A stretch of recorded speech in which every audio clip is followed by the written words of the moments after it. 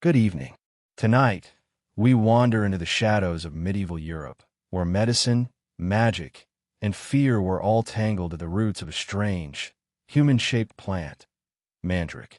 Not the fantasy version that screams in movies, nor the exaggerated myths passed down in tavern tales. The real story didn't begin with witches flying across moonlit skies or potions brewed in castle towers. It began in ancient clay tablets, dusty tombs, forgotten herb manuals, and whispered testimonies of healers who risked the flames of the Inquisition, all for a root that was said to heal, seduce, and even kill.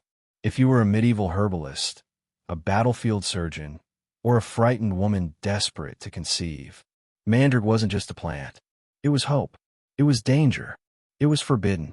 Before we get too comfortable, go ahead and like this video and subscribe to the channel if you're enjoying this journey through time. Tell me in the comments where you're watching from and how late it is over there. It still amazes me how people across the world choose to wander through history together under the same digital moonlight. Now, silence your notifications. Take a deep breath and listen closely, because in this story, the roots might just scream. In the flickering torchlight of a forgotten monastery archive, a monk holds a withered, twisted root in trembling hands. It looks eerily human, arms curled to its sides, a stub of a head, a suggestion of legs. He doesn't breathe. He remembers the warning etched into countless legends. If this root is pulled from the earth, it will scream. Not metaphorically, but violently, spiritually, lethally. It was believed that the root carried a voice from beneath the soil, a cry born from pain, echoing from ancient graves. Some said it was made from the blood of hanged men. Others swore it sprang from cursed ground. What he held was not just a plant. It was a link to humanity's deepest fears and its wildest hopes. The search for healing, the hunger for love, the temptation of power.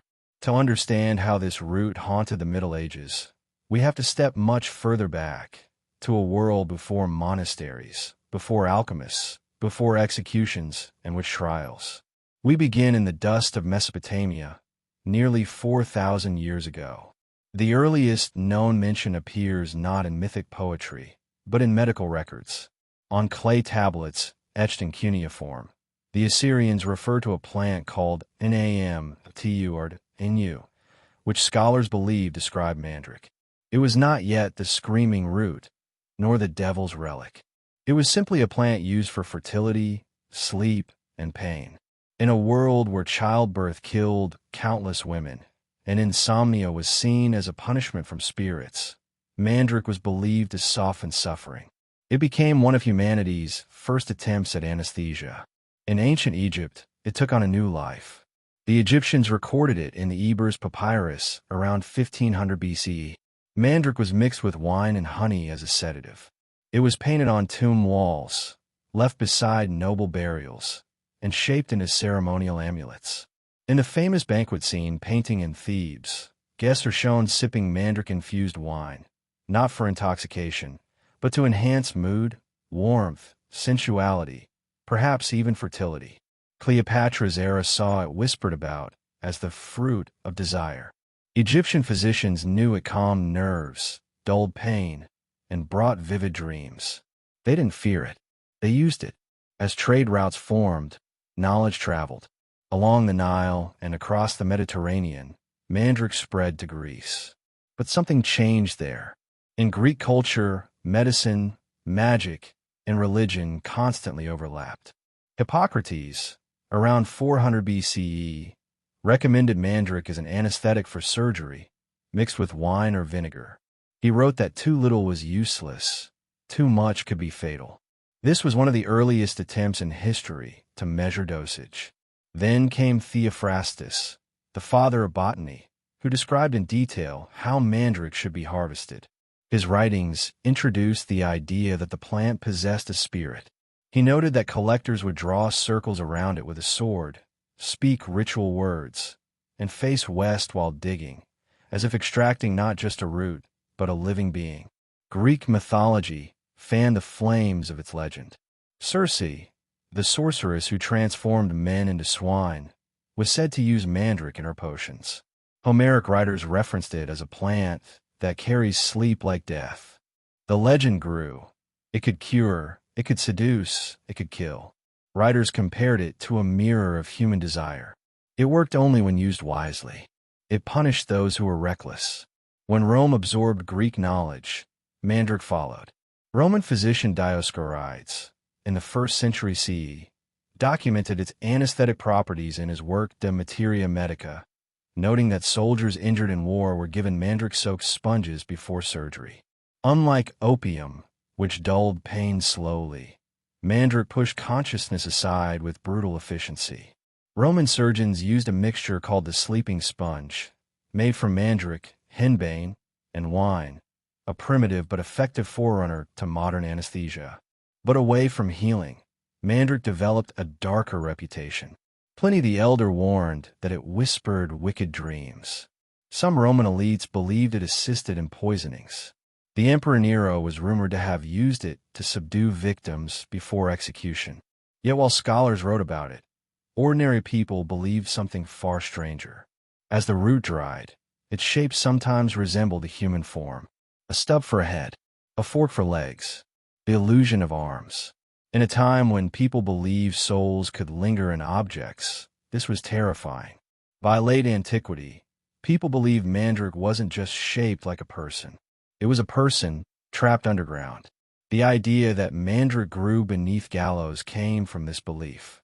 People imagined roots drank the last drops of blood from hanged criminals. The earth didn't just absorb the man. It remade him. That's why mandrakes sometimes looked like miniature humans. To touch one was to touch a lost soul. To pull one was to wake it. And waking it could cost a life. As Christianity spread across Europe, mandrake's identity became even more complicated. It appeared in Hebrew texts, was mentioned in the Bible in the book of Genesis, associated with love and fertility. In Jewish tradition, it was used by women who wished to conceive. But in early Christian writings, mandrake was walking a thin line between medicine and heresy. Some monks used it for healing. Others warned it belonged to sorcerers. Its human-like shape was seen by some as a work of the devil, a mockery of God's creation. By the 6th century, Arabic scholars encountered mandrake. In Persia, it was called the devil's candle, believed to glow faintly in moonlight. Islamic physicians studied it with scientific curiosity. The famous physician Avicenna, in the 11th century, warned that mandrake could cause madness if poorly prepared. He believed the root contained both medicine and poison, depending on knowledge and intent. Maimonides, a Jewish philosopher and physician of the Fatimid court, also wrote about mandrake, rejecting superstition but acknowledging its power as anesthesia. He urged caution, stating that if medicine is like light, mandrake is like fire, useful but unforgiving. Then Europe entered the Middle Ages. Fear triumphed over science. Mandrake transformed, not through evidence, but through imagination. It became a feared plant, whispered about in taverns, illustrated in manuscripts, blamed in trials. Hildegard of Bingen, a German abbess and scholar, wrote that mandrake was neither holy nor evil. It was simply misunderstood. She described how farmers believed it screamed when pulled from the earth, a belief that spread like wildfire because fear travels faster than reason. People claimed anyone hearing the scream would drop dead instantly. To avoid this, they tied a dog to the root, walked away, and tempted it with meat. When the dog lunged, the root snapped from the ground. Legend said the dog died, but if the human covered their ears, they survived. Mandrake was now no longer just a plant. It was theater, ritual, folklore. It was medicine stretched by fear, science stained by myth. Trade records from Venice showed dried mandrake roots being sold for prices higher than gold, mostly to wealthy households hoping to cure infertility or misfortune. Travelers brought stories of it from Egypt, Spain, Arabia, and Jerusalem. A merchant once wrote that in Cairo, people believed mandrake could speak if roasted over a fire. In Spain, it was believed to weep. In Germany, it was believed to laugh. Yet beneath all superstition, there was something undeniable. Mandrake really did affect sleep, consciousness, pain, and desire. It had real pharmacological power. It dulled nerves. It altered perception. It could calm anxiety. It could destroy sanity. But the world did not yet have a word for what it was. In time, that word would be psychoactive.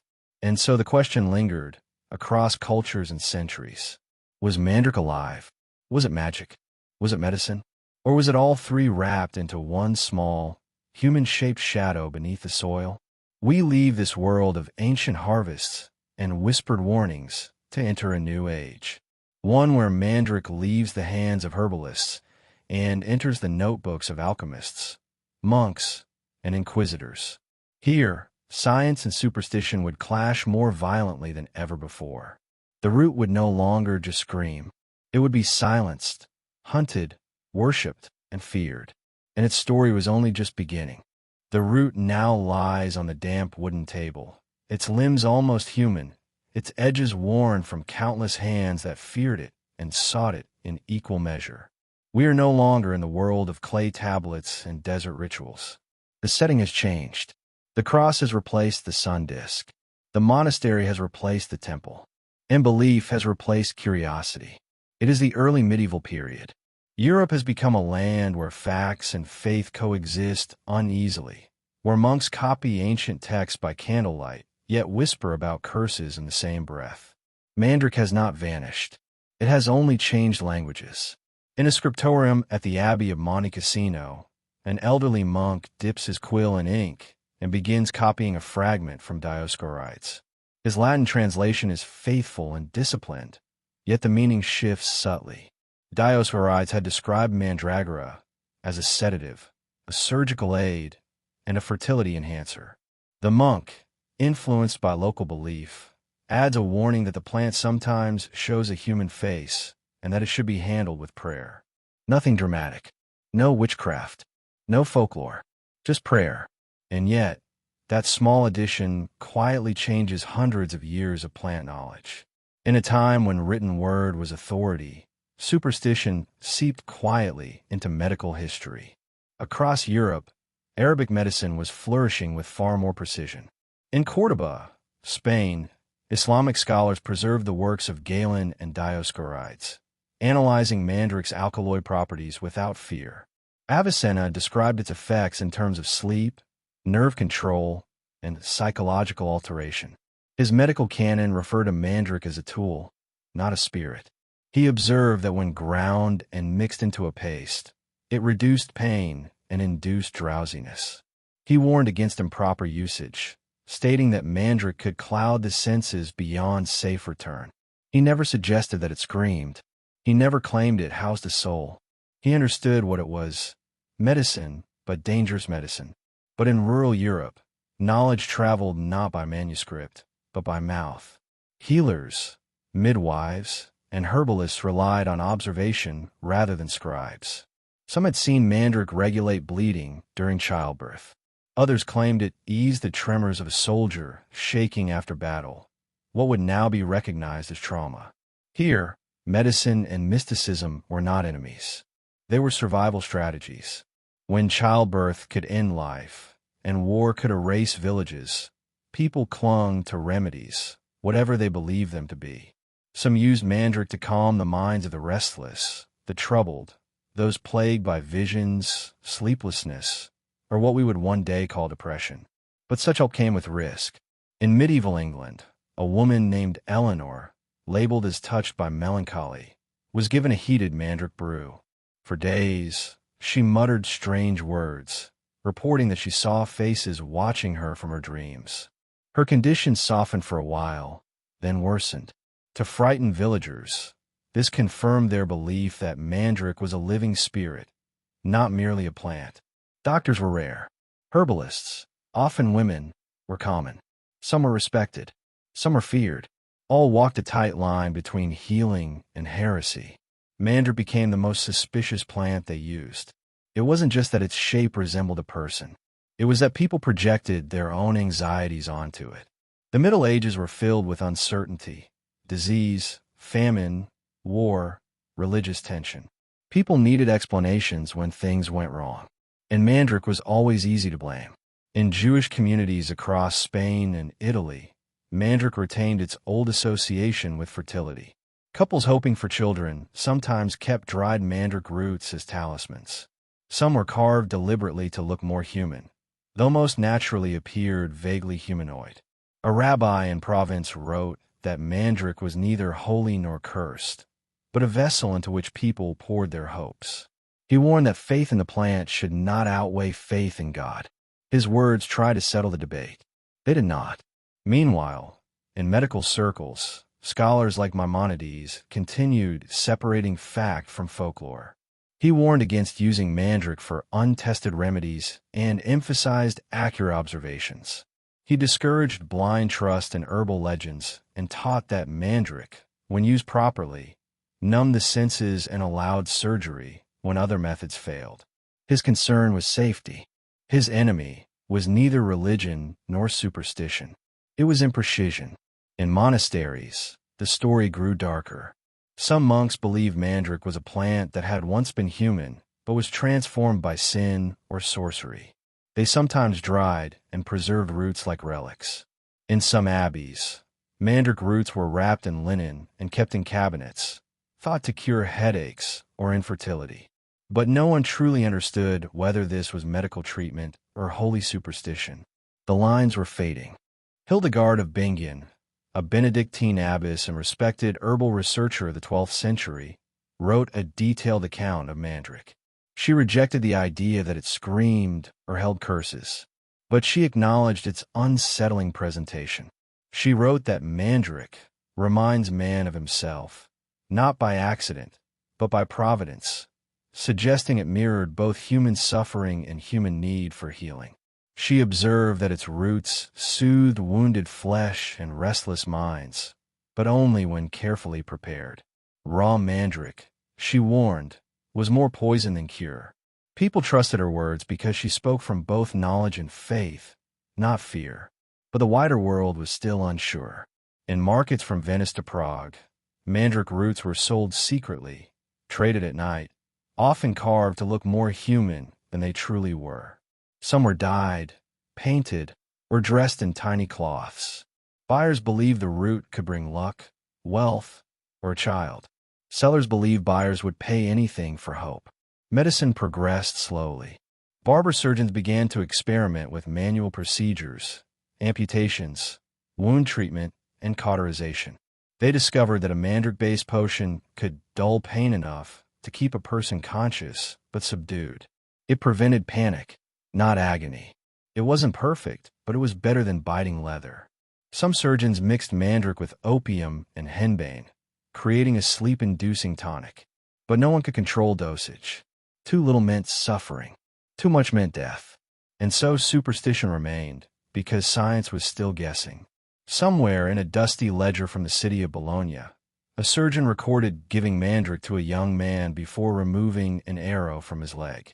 He described how the man drifted between sleep and speech, whispering names he did not recognize. The surgeon wrote that his patient wandered in spirit. When the young man woke, he wept uncontrollably, not from pain, but from something deeper, something he could not name. People believed the Mandrake had pulled something out of him, not just numbed his body. In the countryside, other beliefs flourished. Women buried Mandrake roots under their doorsteps for protection. Farmers placed them in barns to guard livestock. Some people burned them to ward off storms.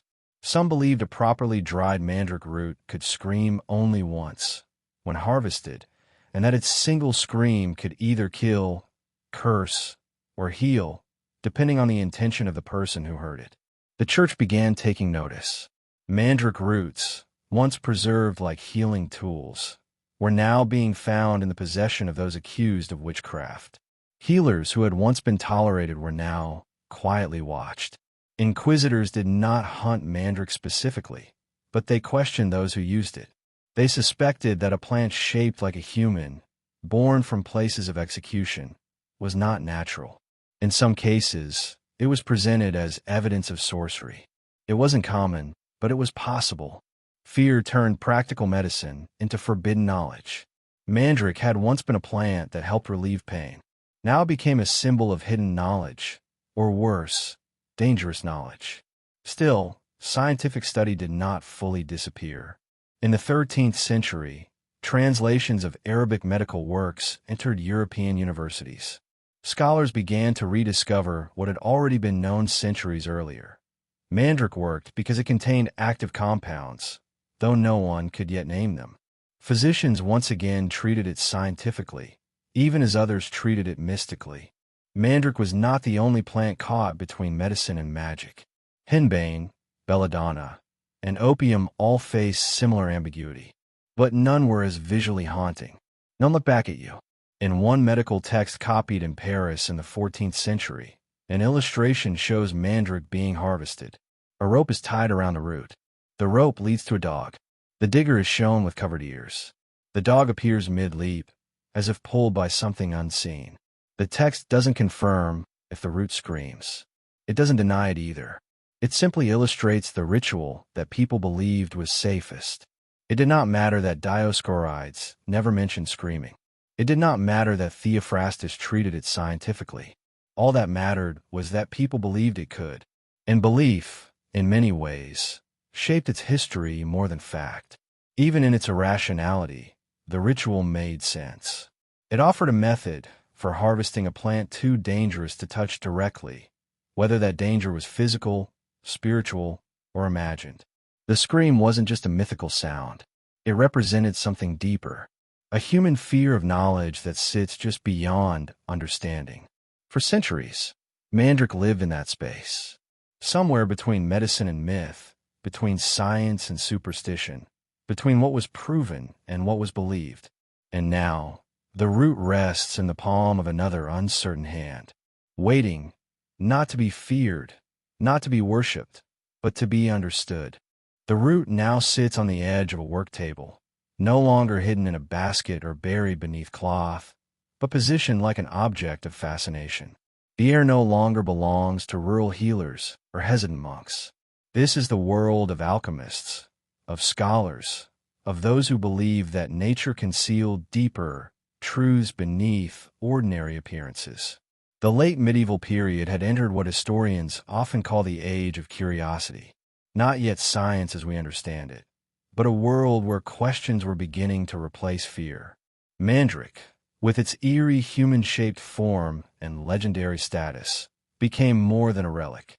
It became a subject of investigation, experiment, and speculation. Some still whispered that it contained a spirit. Others believed it contained something more valuable, knowledge. Across Europe, early universities began to establish medical faculties. Bologna, Paris, Oxford, and Padua became centers where scholars tested old texts against the realities of human experience. Works from Hippocrates, Galen, Dioscorides, and Avicenna were translated, recopied, argued over, and discussed. Mandrake retained a place in medical discussion because it had proven effects. Surgeons used it in pain treatment. Physicians used it for insomnia, melancholy, or spasms. Yet explanations for its effects were wildly different.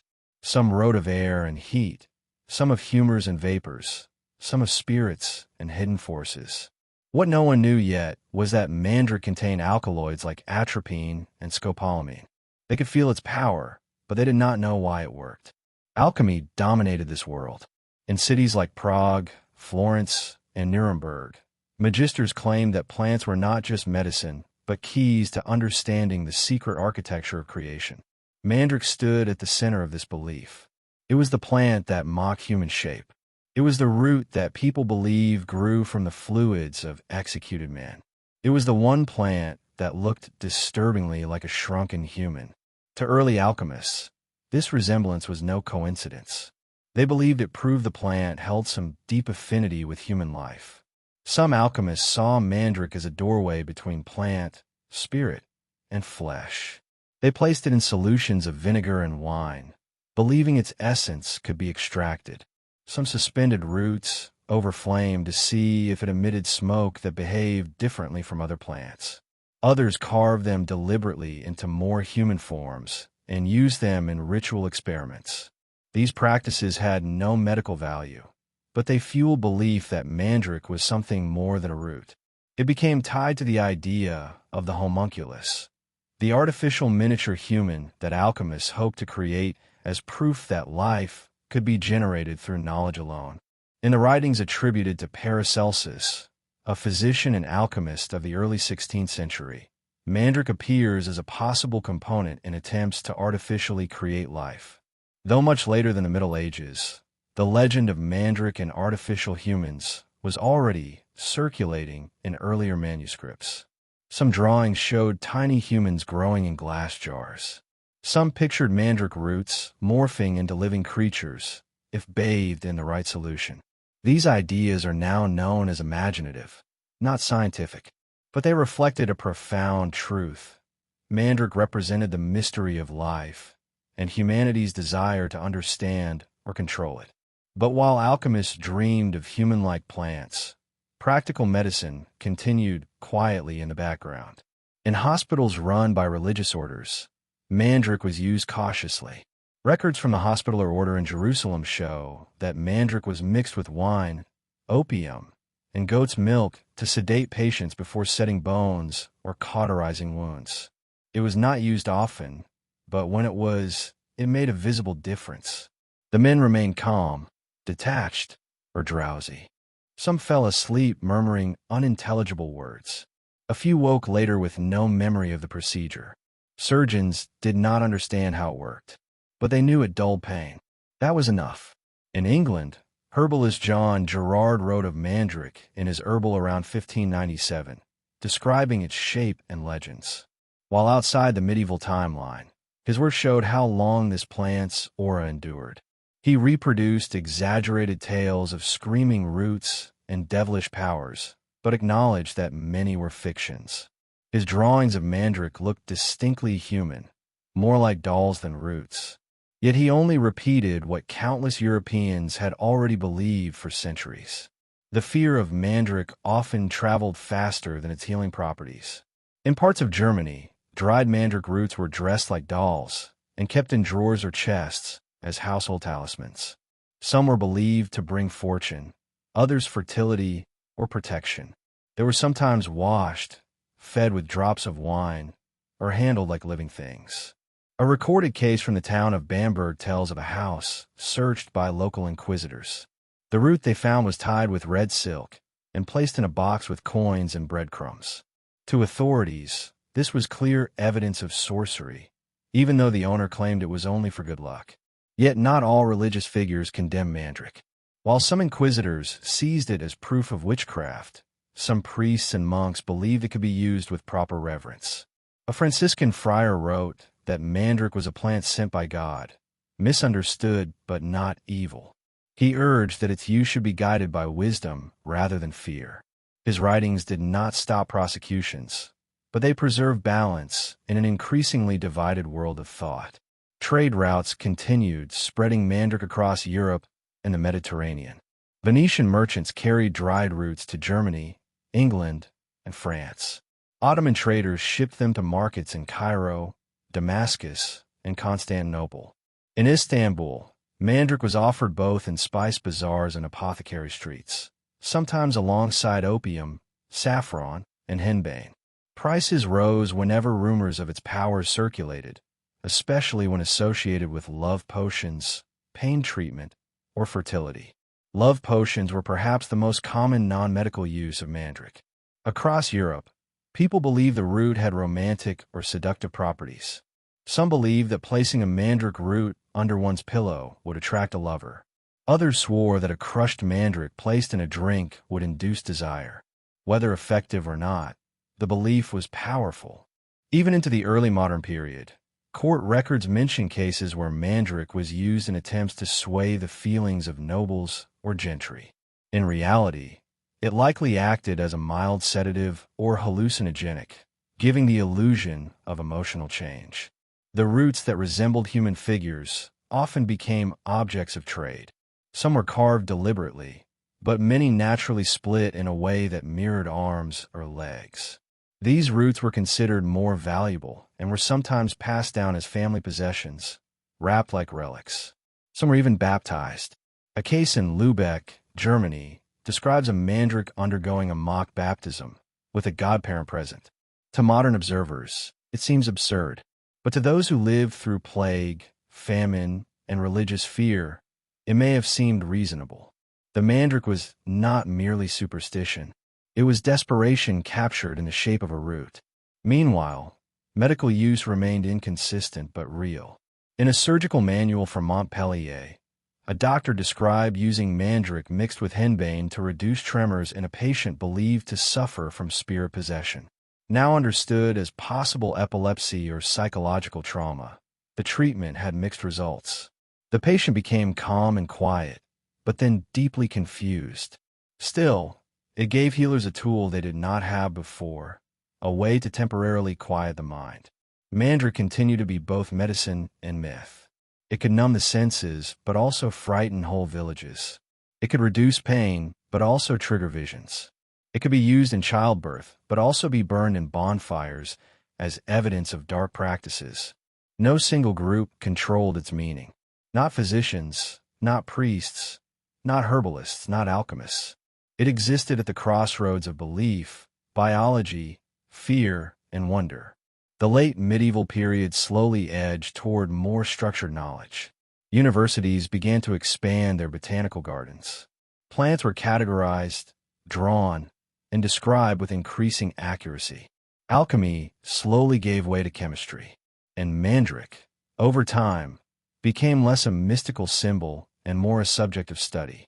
But the human-shaped root never lost its uneasy place in European imagination. Even centuries later, it remained linked to whispers, rituals, and tales of transformation. It was never just a plant. It reflected how humanity thinks about life, pain, fear, and control. Whether seen as a gift of nature, a dangerous drug, a demonic relic, or a misunderstood tool, the mandrake roots silently held the mirror up to human belief and asked one relentless question. What do you fear more, the unknown, or the truth hidden inside it? It remained an object both feared and studied, placed in jars, wrapped in linen, carved into charms, burned in court trials, and tested quietly in early medical experiments. As the medieval world gave way to the early Renaissance, Europe was changing. Curiosity was growing faster than fear. Scholars were now less interested in proving what mandrake was spiritually, and more interested in what it could actually do to the human body. In the workshops of alchemists and the chambers of early physicians, something was beginning to shift. Observation was slowly replacing superstition. In cities like Padua, Bologna, Montpellier, and Salamanca, medical knowledge was beginning to separate from folklore. Mandrake did not vanish. It transformed again, this time into a subject of experimentation. In Padua, the study of anatomy began using public dissections, many performed on executed criminals. As surgeons discovered more about nerves, consciousness, and pain, they realized there was no reliable method to numb human sensation. Opium dulled awareness, but did not prevent agony. Alcohol induced stupor, but left the body tense and reactive. Mandrake offered something different. It did not merely distract. It disrupted. It blurred the line between consciousness and unconsciousness. It hushed fear. It did not deaden the body, but disconnected the mind. A Florentine surgeon in the late 14th century recorded an experiment where a mandrake-infused sponge was heated, then placed over the face of a young patient undergoing treatment for a severe leg fracture. The patient grew drowsy, muttered incoherently, then lay still. His body remained tense, but his mind seemed removed. When he woke, he did not remember the procedure. This was not true anesthesia as we know it, but it was a step toward it. Some believed mandrake lulled the mind into a kind of temporary exile. In cities like Venice, mandrake roots were bought and sold across merchant stalls, sometimes labeled as medicine, sometimes as magical charms, sometimes as fertility objects. Apothecaries kept pieces of root in glass and parchment. Some ground it into powder, some soaked it in oil, some soaked in wine. The method made a difference. Wine extract produced mild sedative effects. Oil-based extracts were reported to cause auditory distortions and alter perception. Raw ingestion was dangerous and often toxic, but no one fully understood why dosage mattered. That knowledge would only come centuries later, when chemistry became a science. In Paris and Montpellier, students debated whether Mandrake affected the humors or bypassed them entirely. Medieval medicine was still tied to the belief that illness came from imbalance in blood, phlegm, yellow bile, and black bile. Mandrake appeared to do something different. It altered perception. It quieted pain, not by balancing fluids, but by manipulating the relationship between the body and the mind. It was not healing in the traditional sense. It was interruption. In the writings attributed to Hildegard of Bingen, Mandrake was said to influence the Fantasia, the imagination center of the mind. Later scholars discussed whether Mandrake affected the animus sensitiva, the sensory soul. It was all approximation, guesswork, but it marked a profound shift. People were beginning to suspect that the experience of pain came from the mind as much as from the body. Mandrake was the first plant to expose this mystery. Not everyone welcomed this new understanding. In regions where witch trials rose sharply, Mandrake appeared more often as evidence of occult practice. In Würzburg, Bamberg, Trier, and Fulda, Mandrake roots were confiscated during interrogations. Many were carved or clothed. Most were harmless. Some trials mentioned Mandrake only briefly, but its presence suggested knowledge outside approved theology. Herbal knowledge was no longer simply folk wisdom. It was a threat. Healers, many of them women, were accused of using Mandrake to induce dreams, to stir emotions, or to manipulate the will. What might today be recognized as mild psychoactive influence was then treated as sorcery. The irony was clear. In cities and universities, Mandrake was being studied as medicine. In villages and courts, it was condemned as witchcraft. The same root served two identities. Its fate depended on who held it and why. In Venice, physicians began importing Mandrake from the eastern Mediterranean, where it grew more abundantly. Italian Mandrake roots were often small, dry, and brittle. Greek and Anatolian specimens were thicker, fresher, and more potent. Price sheets from Venetian traders list Mandrake alongside cinnamon, saffron, myrrh, and opium. It was expensive, but not rare. It was known. It was wanted. It was valuable because it blurred the edges of reality. Hindu and Arab traders also used Mandrake, though less regularly. In Arabic medicine, Ibn al-Baytar described Mandrake root as something that caused sleep without dream, a rare property. Most sedatives of the time induced vivid visions. Mandrake sometimes brought emptiness. That made it unique. In some cases, it caused states resembling trance, confusion, or delirium. It was not reliable. It could not be controlled, but it hinted at the possibility that plants could shape human experience, not just bodily function. Mandrake began to appear in medical manuscripts with more accurate botanical drawings. Monasteries and universities compiled illustrated herbals showing Mandrake as it truly looked, forked, twisted, but not fully human. By the late 15th century, many works depicted it clearly as a plant, not a mythical figure. Yet these same manuscripts often kept the stories of screaming roots and gallows origins, acknowledging that legend was now part of the plant's identity. Mandrake represented the difficult process of unlearning superstition while still respecting mystery. In Germany, a university medical professor named Berengarius mentioned that Mandrake could be used to silence pain before bone-setting procedures. He admitted uncertainty, noting that Mandrake induced a deep forgetfulness, not quite sleep, not quite death. He warned that too much caused agitation rather than calm, sometimes hallucinations, sometimes silence. His observations reflected what we now understand as varying neurological effects of tropane alkaloids, depending on dosage. Some healers gave Mandrake in tiny amounts to wounded soldiers to ease trembling, anxiety, or hysteria after battle. They knew it did something to the mind. They did not call it trauma or shock, but they recognized invisible pain. Mandrake, they believed, removed certain fears from a person's mind, even if temporarily. Its medical role began shifting from physical sedation to emotional relief.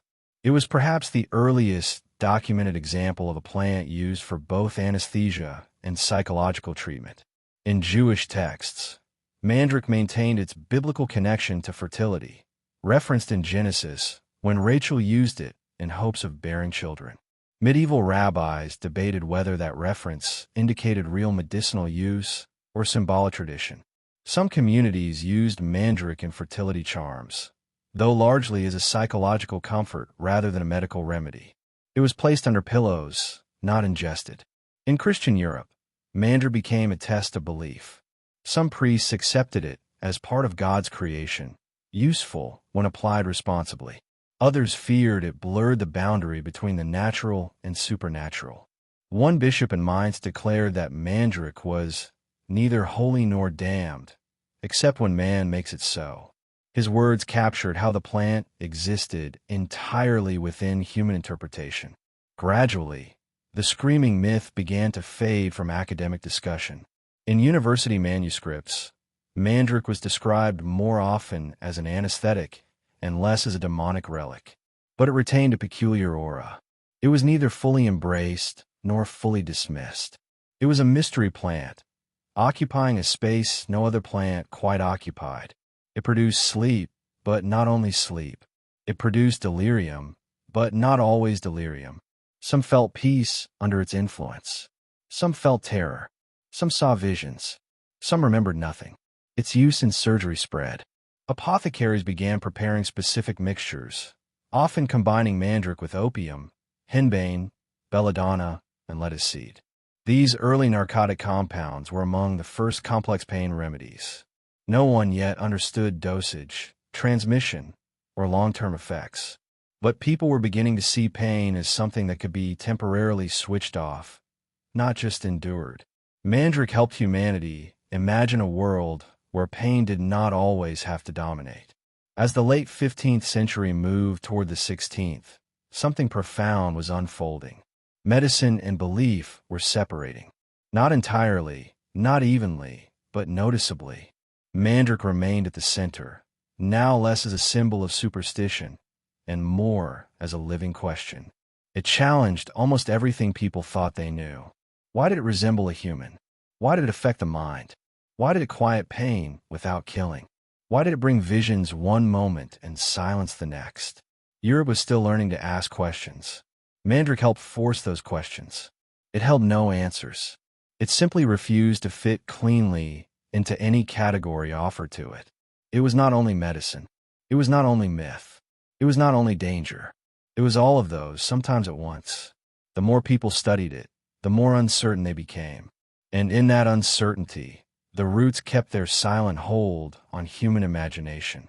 It lingered in apothecary jars and medical books, still shaped like the human form that had confused generations, still carrying the faint memory of prophecy, magic, and medicine. But the world around it was changing rapidly. Europe entered a time of intellectual awakening, where thinkers challenged long-held assumptions and began testing theories rather than simply accepting traditions. This was not yet the era of modern science, but it was the beginning of something different. Curiosity was no longer whispered. It was debated openly. Print had arrived, making knowledge portable and powerful. Trade routes carried ideas faster than caravans once carried spices. And mandrake, a plant once whispered about only in legends and monasteries, was suddenly discussed in universities, translated into Latin, and even sketched with new accuracy by scholars who believed truth had a shape, not just a story. The Renaissance did not eliminate superstition, but it forced it to share space with observation. Mandrake remained unsettling, partly because it still looked like a small and twisted imitation of human anatomy, but increasingly, its power was not feared for spiritual reasons. It was studied for practical ones. Physicians discovered that it could dull pain, slow the pulse, and alter thought, though unpredictably. Some early doctors attempted to refine its preparation. They crushed the roots, soaked them in wine, dried them, boiled them, fermented them. Each method produced different results. Some mixtures brought calmness. Others induced confusion or panic. The plant had rules. No one had fully learned them yet. Printing changed everything. In the mid-15th century, Hildegard's observations, Dioscorides' writings, and ancient Arabic medical texts were printed and copied across Europe. Mandrake, once confined to small circles of scholars, now found its way into public herbals. In these printed works, the illustrations varied. Some drawings were cautious and botanical. Others exaggerated the human resemblance of the root, leaning into legend rather than truth. Artists often could not resist shaping the roots like tiny humans with arms, legs, and even faces. The drawings were captivating. They were also misleading. Images help people learn, but they also helped myths survive. In France, a physician named Jean Roule translated Dioscorides directly from Greek into Latin. His version was far more accurate than the medieval translations. He emphasized that Mandrake could cause sleep and numb the senses, but he avoided mystical claims. His work helped transition Mandrake back toward medicine. Yet even his writings included brief mentions of harvesting rituals, not because he believed them, but because he knew ordinary people did. In England, herbalist William Turner wrote critically about Mandrake myths. He stated that most roots sold in markets as Mandrake were either carved or fraudulent. He argued that real Mandrake looked nothing like a human figure, though he admitted that in rare cases, nature produced unusual shapes. He warned that fear was the greatest obstacle in understanding the plant, not ignorance. His frustration reflected a growing trend. Scholars wanted facts, but belief still clung tightly to Mandrake like roots to soil. In medical practice, Mandrake was still used, although cautiously. Apothecaries sold it in powdered form, or soaked in wine, or pressed into pastes. Women sometimes used it in attempts to ease menstrual pain or regulate fertility. Surgeons used it before setting broken bones or performing crude dental procedures. It reduced sensitivity, but did not block pain entirely. It sometimes caused emotional detachment more than physical numbness. A Spanish medical record described a wounded soldier treated with Mandrake infusion, who later claimed he felt pain but did not fear it. That distinction fascinated early physicians. Pain and fear were not always the same. Mandrake helped reveal that difference. But Mandrake was never simple. In larger doses, it could trigger hallucinations, distort speech, and even cause violence or unconsciousness. Some believed these effects proved the plant had a soul. Others believed it revealed that the human mind could be manipulated chemically. The mind, once thought to be untouchable by plants, was no longer beyond reach. The Renaissance brought not only new ideas but new tensions. While universities explored medicine, courts still prosecuted sorcery. In some witchcraft trials, Mandrake appeared as evidence. Not often, but occasionally. In one case from Basel, authorities found a Mandrake root wrapped in linen and tied with string. The accused woman claimed it was for protection, not spell work. The court did not agree. The confusion between medicine and witchcraft lasted for decades, even centuries. Some people believed healing was holy. Others believed it was dangerous. Mandrake sat directly in the middle of this divide. It was too strange to be fully trusted, too useful to be easily banned. In apothecaries across Italy, Mandrake was sometimes labeled with cautious words: potent, risky, uncertain. It had become a plant that demanded respect. Its active elements had not yet been isolated, but users sensed the difference between Mandrake and ordinary herbs. Unlike mint, it did not refresh. Unlike chamomile, it did not merely soothe. Unlike lavender, it did not comfort. Mandrake suppressed. It disrupted. It blurred. It removed normal awareness like a curtain hiding a stage. To some, that was relief. To others, it was danger. The development of surgical techniques increased interest in Mandrake. As operations became more precise, the need for better pain control grew. Mandrake was combined with other soporific plants, especially opium, henbane, and deadly nightshade. These combinations sometimes produced what people described as deep sleep though modern analysis would classify it closer to a dissociative state. A German physician described patients appearing awake but unresponsive, with glassy eyes and slowed speech. They seemed present, yet distant. They could hear voices but not react to pain. These records, scattered and incomplete, may be among the earliest descriptions of drug-induced dissociation. Meanwhile, in Spain, Jewish, Christian, and Muslim medical scholars debated how Mandrake fit within the natural world. Some noted that its effects were too dramatic to be purely physical. Others argued that nature contained many things not yet understood. Maimonides, in earlier centuries, had argued that Mandrake was dangerous when used blindly, but valuable when used with knowledge. Renaissance physicians agreed, but they still lacked full understanding. In Germany, botanical studies became more organized. The University of Wittenberg established one of Europe's first academic botanical gardens. Here, Mandrake was grown, studied, and observed firsthand. Scholars noted that its human-like shape was rare, not common. They recorded differences between white and black mandrake, now identified as different species. They noted that root potency varied based on soil, moisture, and season. They began measuring effects. The roots harvested in late autumn produced stronger reactions. The dried roots were weaker. Fresh roots could be lethal. These observations marked the start of structured medicinal botany.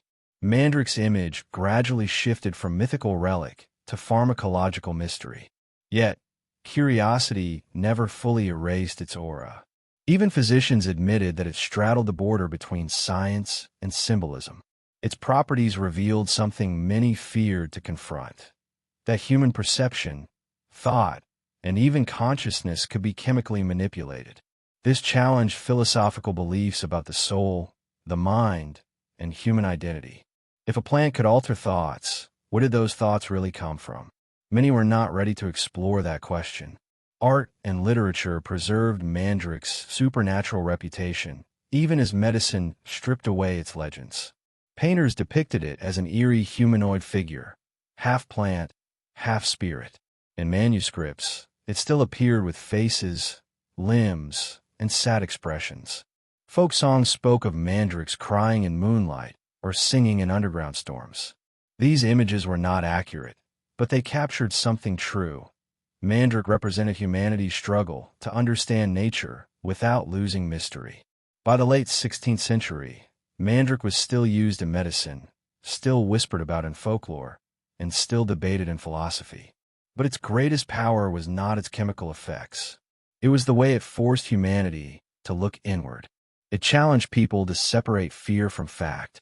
It forced physicians to confront pain directly. It revealed that healing was not only about the body, but also the mind. It raised questions long before answers existed. It survived because it was useful. It persisted because it was mysterious. It endured because it remained just strange enough to provoke wonder, yet just effective enough to resist dismissal. It had been a plant of magic, of pain, of hope, of fear, of fertility, of dreams, of oblivion. No single description could contain it. Even now, it waits silently, holding its secrets in twisted roots and ancient memory.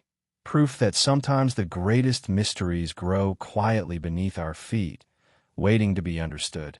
In the dim corners of early modern apothecaries, Mandrake still rested in wooden drawers, wrapped in cloth, labeled with careful handwriting. It was no longer treated as a screaming spirit, yet it was far from being just another plant. It existed in an uncertain space between medicine and imagination, too influential to be dismissed, too unpredictable to be trusted. Europe was changing rapidly. The Renaissance had awakened curiosity, but the 17th century brought something even more disruptive: the scientific revolution, a time when questions were no longer whispered, but tested. Mandrake, for the first time in history, faced examination not by candlelight and prayer, but by experiment, documentation, and skepticism. The first major shift came from physicians who refused to rely only on tradition. Instead of copying manuscripts, they observed patients. They recorded reactions. They categorized plants based on effects, not legends. Mandrake remained in medical use, but its mystical clothing was being stripped away. No more harvesting circles drawn with swords. No more dog sacrifices to trap its scream. No more baptizing roots like infants. Instead, people wanted to know precisely what it did. Did it reduce pain? Yes, but not always. Did it induce sleep? Yes, but often with confusion. Did it affect imagination, fear, emotion? Undeniably. The uncertainty intrigued physicians and troubled theologians. Because if a plant could alter thoughts, what did that mean for the human soul? In Leiden, Amsterdam, Padua, and Bologna, universities began formalizing the study of pharmacology. Galen's theories were under review. Paracelsus, though controversial, had opened a new idea, that certain substances acted on specific parts of the body. Mandrake became a key example.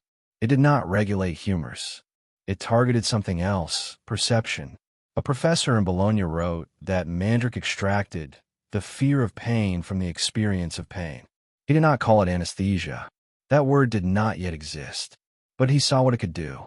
During this time, surgery was becoming more precise, but still excruciating. Amputations were performed in crowded rooms, with assistants holding down patients. Some surgeons used mandrake-infused sponges, pressing them over the face to dull sensation. The effect varied.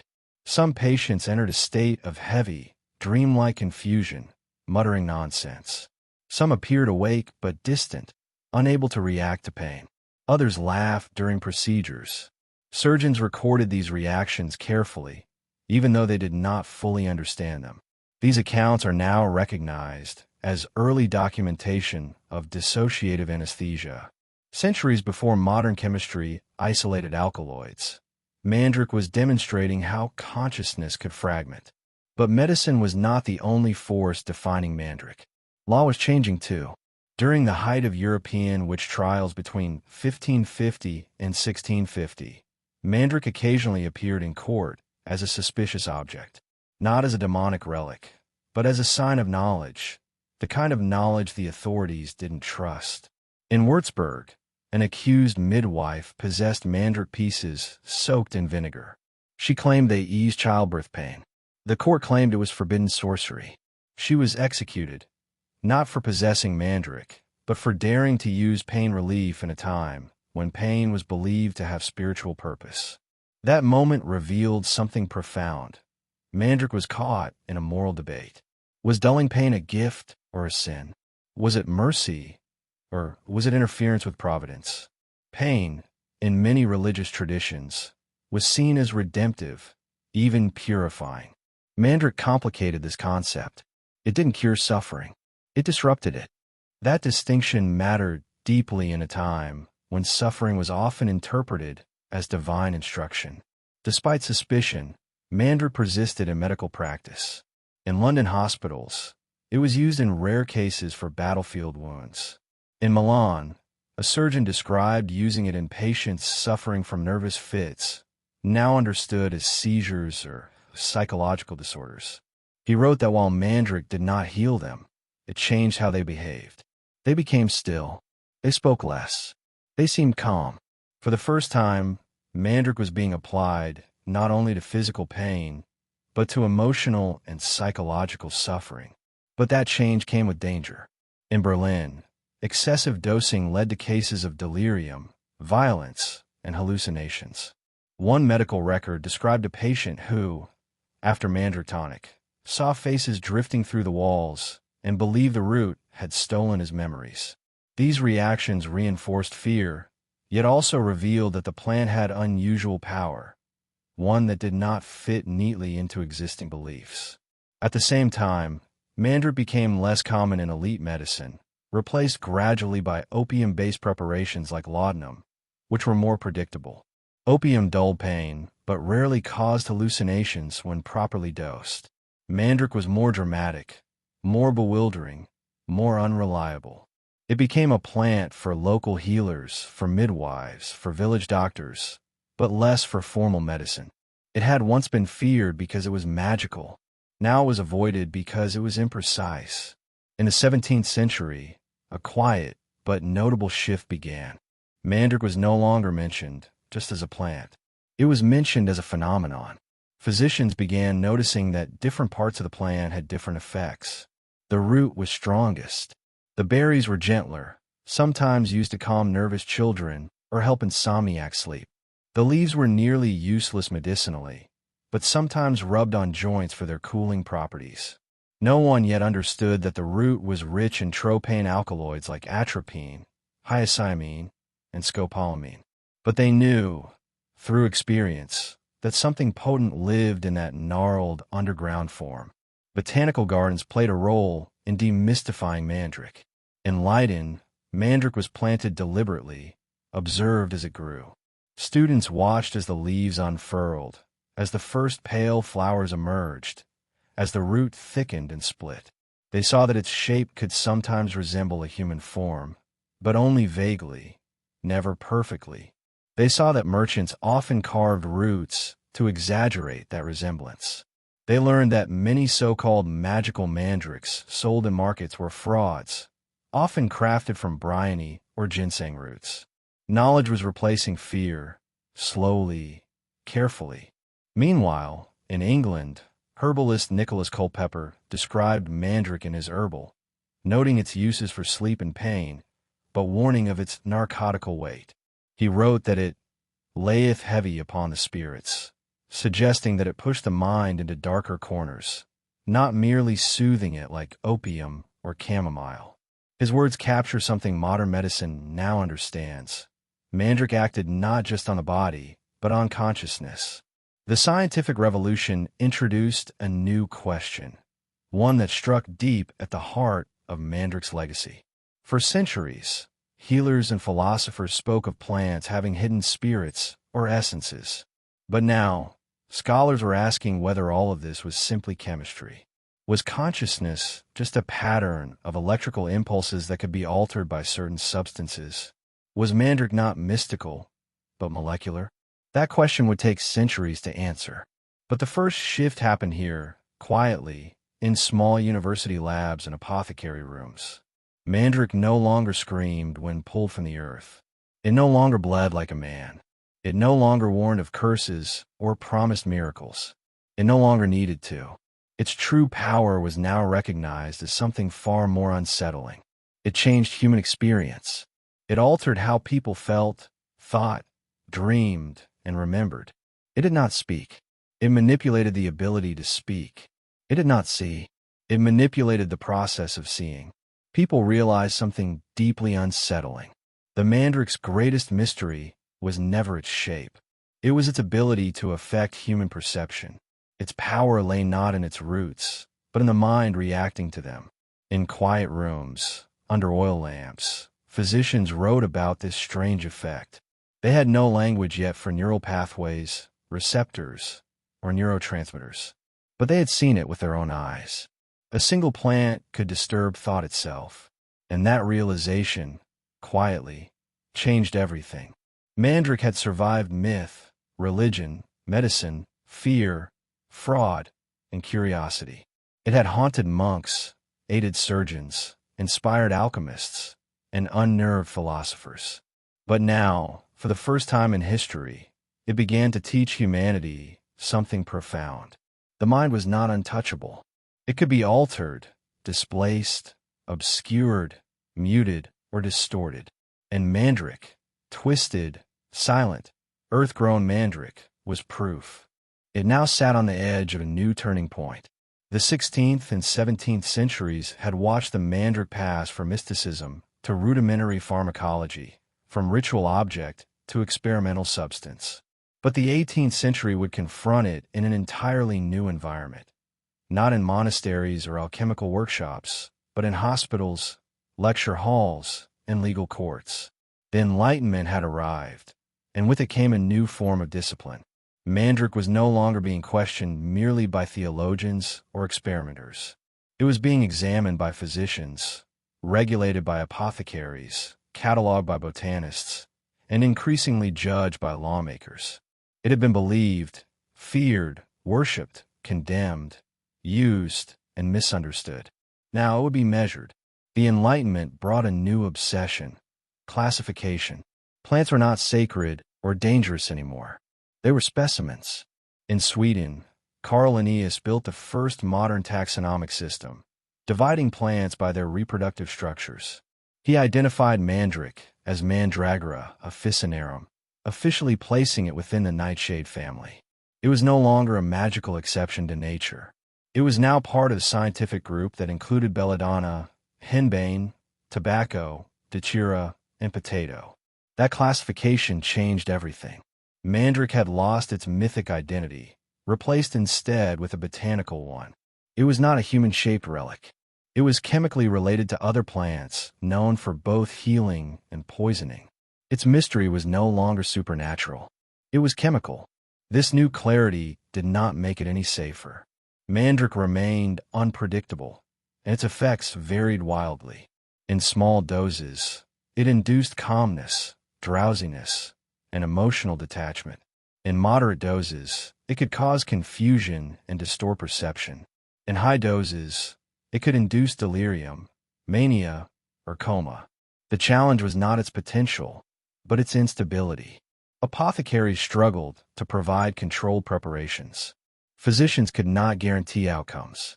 People still sought it in secrecy, hoping to use it for pain, sleep, infertility, or sometimes darker purposes. But now, the world was changing.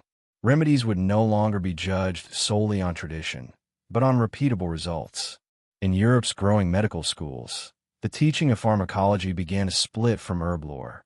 Mandrake remained in medical texts, but its position was shrinking. Opium was dominating pain management. Laudanum, a potent tincture of opium and alcohol, offered more predictable results than Mandrake ever could. Mandrake had helped inspire anesthesia, but it could not be shaped into a reliable medicine. Some physicians still used it for sedation before minor procedures.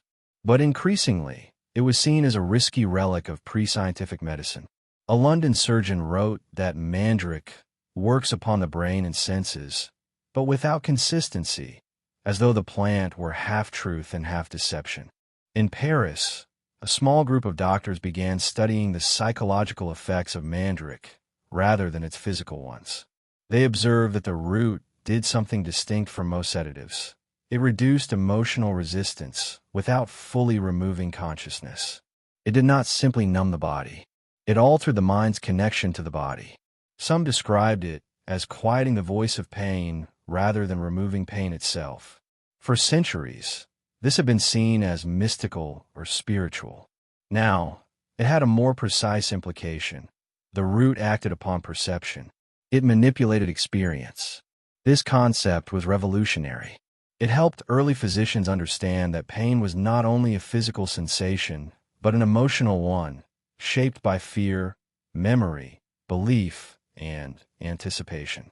Mandrake, unintentionally, helped medicine confront pain as not merely a wound, but a mental phenomenon.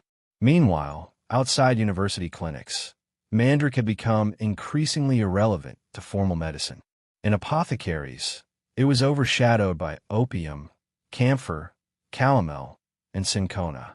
In hospitals, its use dwindled, replaced by new compounds isolated from plants rather than the plants themselves. The Mandrake was stubborn. It would not provide pure active components. It was too chemically complex, too variable in potency, too difficult to process. The era of crude plant extraction was ending. The era of chemical isolation was beginning. Mandrake could not compete. Its pharmacological power was real, but buried under too many uncertainties.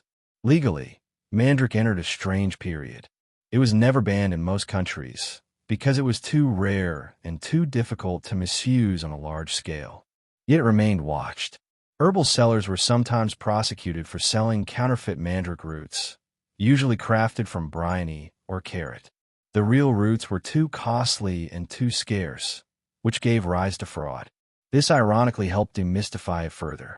People saw how easily Mandrake could be imitated. Its mythic presence declined. It transitioned from fearsome relic to mere commodity.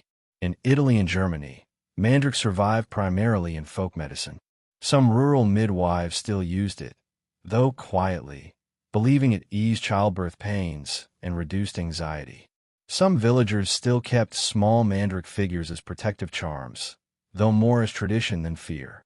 The root had lost its voice. The scream was gone, not silenced but dismissed. In medical books, something significant was happening. Mandrake was described now not as a mystical plant, nor as a universal sedative, but as a possible insight into the nature of mental effects caused by physical substances. It was one of the first plants to suggest that the mind could be altered by matter. It showed that dreams could be chemically induced, that fear could be suppressed, that awareness could be reshaped. That was not magic. That was science, waiting to be discovered. In Edinburgh, medical students began studying emotional disorders, not just physical ones. Mandrake played a role in this shift, not as a treatment, but as a clue. Students read accounts of its psychological effects and wondered why a root could cause visions, calm agitation, or distort memory. They asked questions older physicians never asked. What part of the body caused thought? Could substances influence that part? Was the mind purely spiritual, or did it have a biological anchor? Doctors could not answer yet, but they knew one thing. Mandrake worked on that hidden anchor. In Lisbon, a physician observed that mandrake did not simply numb pain, but changed a person's emotional attachment to their pain. Some felt pain, but were unbothered by it. Others did not perceive pain at all. This was unlike most analgesics. It was not only anesthetic, it was dissociative. At that same time, the field of psychology did not yet exist. There was no language for dissociation, disconnection, perception, or modulation of consciousness. Mandrake forced those concepts to appear, even before scientists had the vocabulary to describe them. By the end of the 18th century, mandrake had lost much of its medical relevance. It was largely abandoned as a treatment, replaced by more reliable sedatives. Yet strangely, it had become more important historically.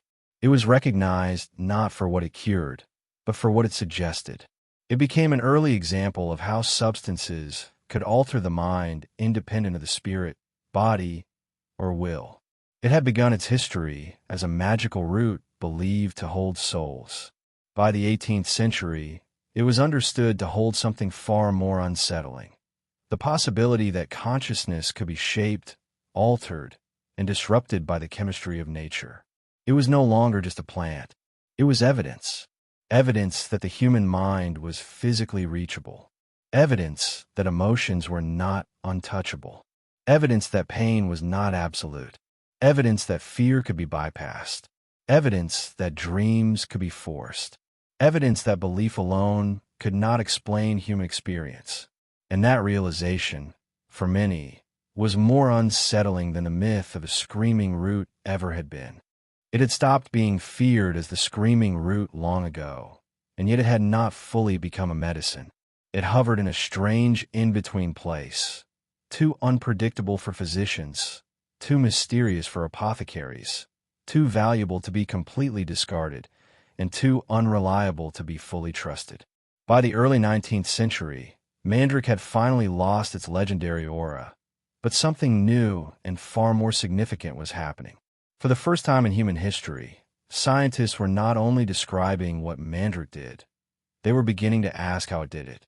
This marked the beginning of pharmacology as a science, and it would quietly redefine the fate of the plant. Europe was now entering the industrial age. Laboratories replaced alchemist workshops. Medicine was not hand-mixed by guesswork anymore. It was measured, quantified, extracted, controlled. Mandrake, for the first time, was not being judged by its shape, its myths, or its cultural reputation. It was being weighed in grams, tested in solutions, dissolved in alcohol, distilled, separated, isolated. It was being treated the way science treated truth, not as a story, but as a structure. In Paris, Berlin, and Vienna, experts were developing the revolutionary belief that every medicine contained an active principle, a chemical essence responsible for its effects. Digitalis from foxglove, quinine from cinchona bark, morphine from opium. Could mandrake yield something the same way? Or was it just an ancient superstition clinging to its past? Laboratories took up the question. The results were confusing. Mandrake did not give up its secrets easily. Unlike opium, which surrendered morphine to isolation, Mandrake resisted neat extraction. It contained multiple alkaloids that worked together, often in conflict. Botanists struggled to isolate substances in pure form. They knew it contained something powerful, but were not sure if that substance was medicine, poison, or both. By the mid-19th century, scientists like Friedrich Serturner, who had isolated morphine, inspired others to do the same with other plants. Mandrake was submitted to experiments, but its chemistry proved chaotic. The substances it contained, atropine, hyoscyamine, scopolamine, did not behave predictably in crude form. Ultimately, researchers made a stunning conclusion. Mandrake did not contain a unique compound. It shared its chemical identity with other plants of the nightshade family, belladonna, henbane, dachira. Mandrake, once believed to be the most mystical root on earth, was chemically ordinary. This discovery was both liberating and disappointing. It meant Mandrake was not a magical exception among plants. It was part of a wider botanical family known for psychoactive properties, used in both surgical anesthesia and rituals for centuries. Mandrake was not the center of botanical mystery. It was simply a dramatic example of how humans had interpreted nature through story before they had tested it through science. But this did not end Mandrake's role. Instead, its purpose shifted. It became less important as a medicine, but more important as a historical example, a bridge between ancient magic and modern psychology. It helped researchers understand something profound. Humans had been experimenting with the mind long before they had the language or science to describe it. While laboratories worked on isolating substances, Mandrake was still being used, but now rarely and selectively.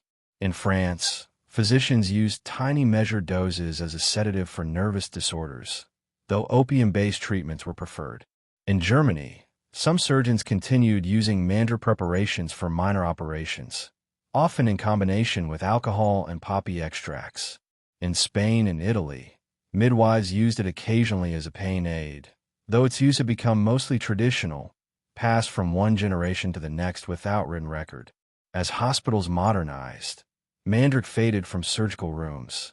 Chloroform and ether entered medical practice in the mid-19th century, and for the first time in history, anesthesia became consistent, predictable, reproducible. Surgery could be done cleanly, quietly, without screams. The need for Mandragora officinarum vanished almost overnight. The plant that had appeared in the writings of Hippocrates, Dioscorides, and Avicenna, that had haunted monastery drawers and courtroom evidence tables, that had stirred fear, superstition, and seduction for centuries, suddenly felt obsolete. Hospitals no longer needed it. Herbalists no longer trusted it. The world it once served no longer existed. While its medical presence faded, a curious thing happened. Mandrake survived culturally. Its image remained powerful even when its use stopped. It showed up in Romantic paintings, in Gothic literature, in folktales collected by the Brothers Grimm, and in German pharmacopoeia illustrations that exaggerated its human resemblance. Painters and poets returned to the older human-shaped symbol, not because they believed it was real, but because it was meaningful. It represented something that science could not fully classify, the idea that human fears, dreams, and knowledge had once been projected onto the world of nature. Medicine did not mourn its loss, but psychology quietly celebrated what it had revealed. By the late 19th century, scientists studying the mind began referencing historical Mandrake accounts, not for pharmacology, but for psychology. They observed how people across cultures had assigned personality, intention, desire, and fear to a root simply because it resembled the human form. This helped establish one of the earliest theories in psychology, projection. The idea that humans assign human-like traits to objects when they do not understand them. Mandrake had been a perfect example. It never screamed. People imagined it would, because they were afraid of what it said about themselves. This new symbolic understanding brought Mandrake out of hospitals and back into philosophy. No longer seen as a healing agent or a witch's relic, it now represented human imagination. It became a prime example in lectures on symbolism, psychology, and myth-making. Historian Jules Michelet wrote that the Mandrake root did not resemble man. Man resembled Mandrake in superstition. Ethnologist Edward Tyler used Mandrake as a case study to define animism, the belief that nature is alive with spirits and intention. Sigmund Freud included Mandrake in his analysis of magical thinking, noting how people confused emotional belief with objective truth. Carl Jung referred to Mandrake as an archetype, a recurring symbol that humanity recognizes even without direct experience. Mandrake was no longer being studied for what it did to the human body, but for what it revealed about the human mind. Even language began to remember it differently.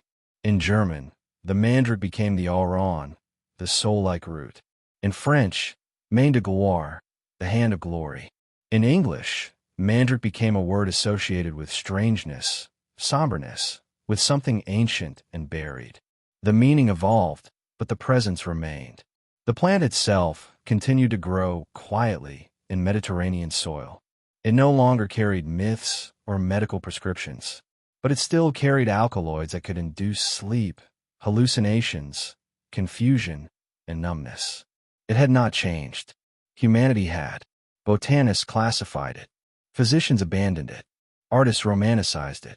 Psychologists decoded it.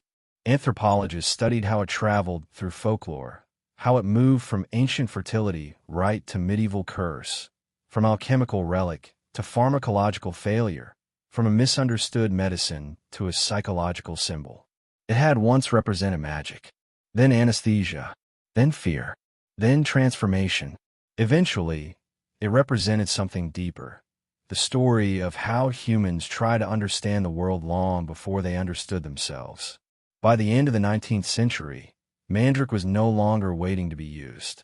It was waiting to be remembered, and it was not because it healed, not because it harmed, but because it had held a mirror to human belief and quietly kept reflecting. It was no longer a tool for surgeons, nor an emblem of sorcery, nor an object of fear in dusty courts. Its roots still grew in the Mediterranean earth, but its meaning had moved into books, museums, discussions, and memory.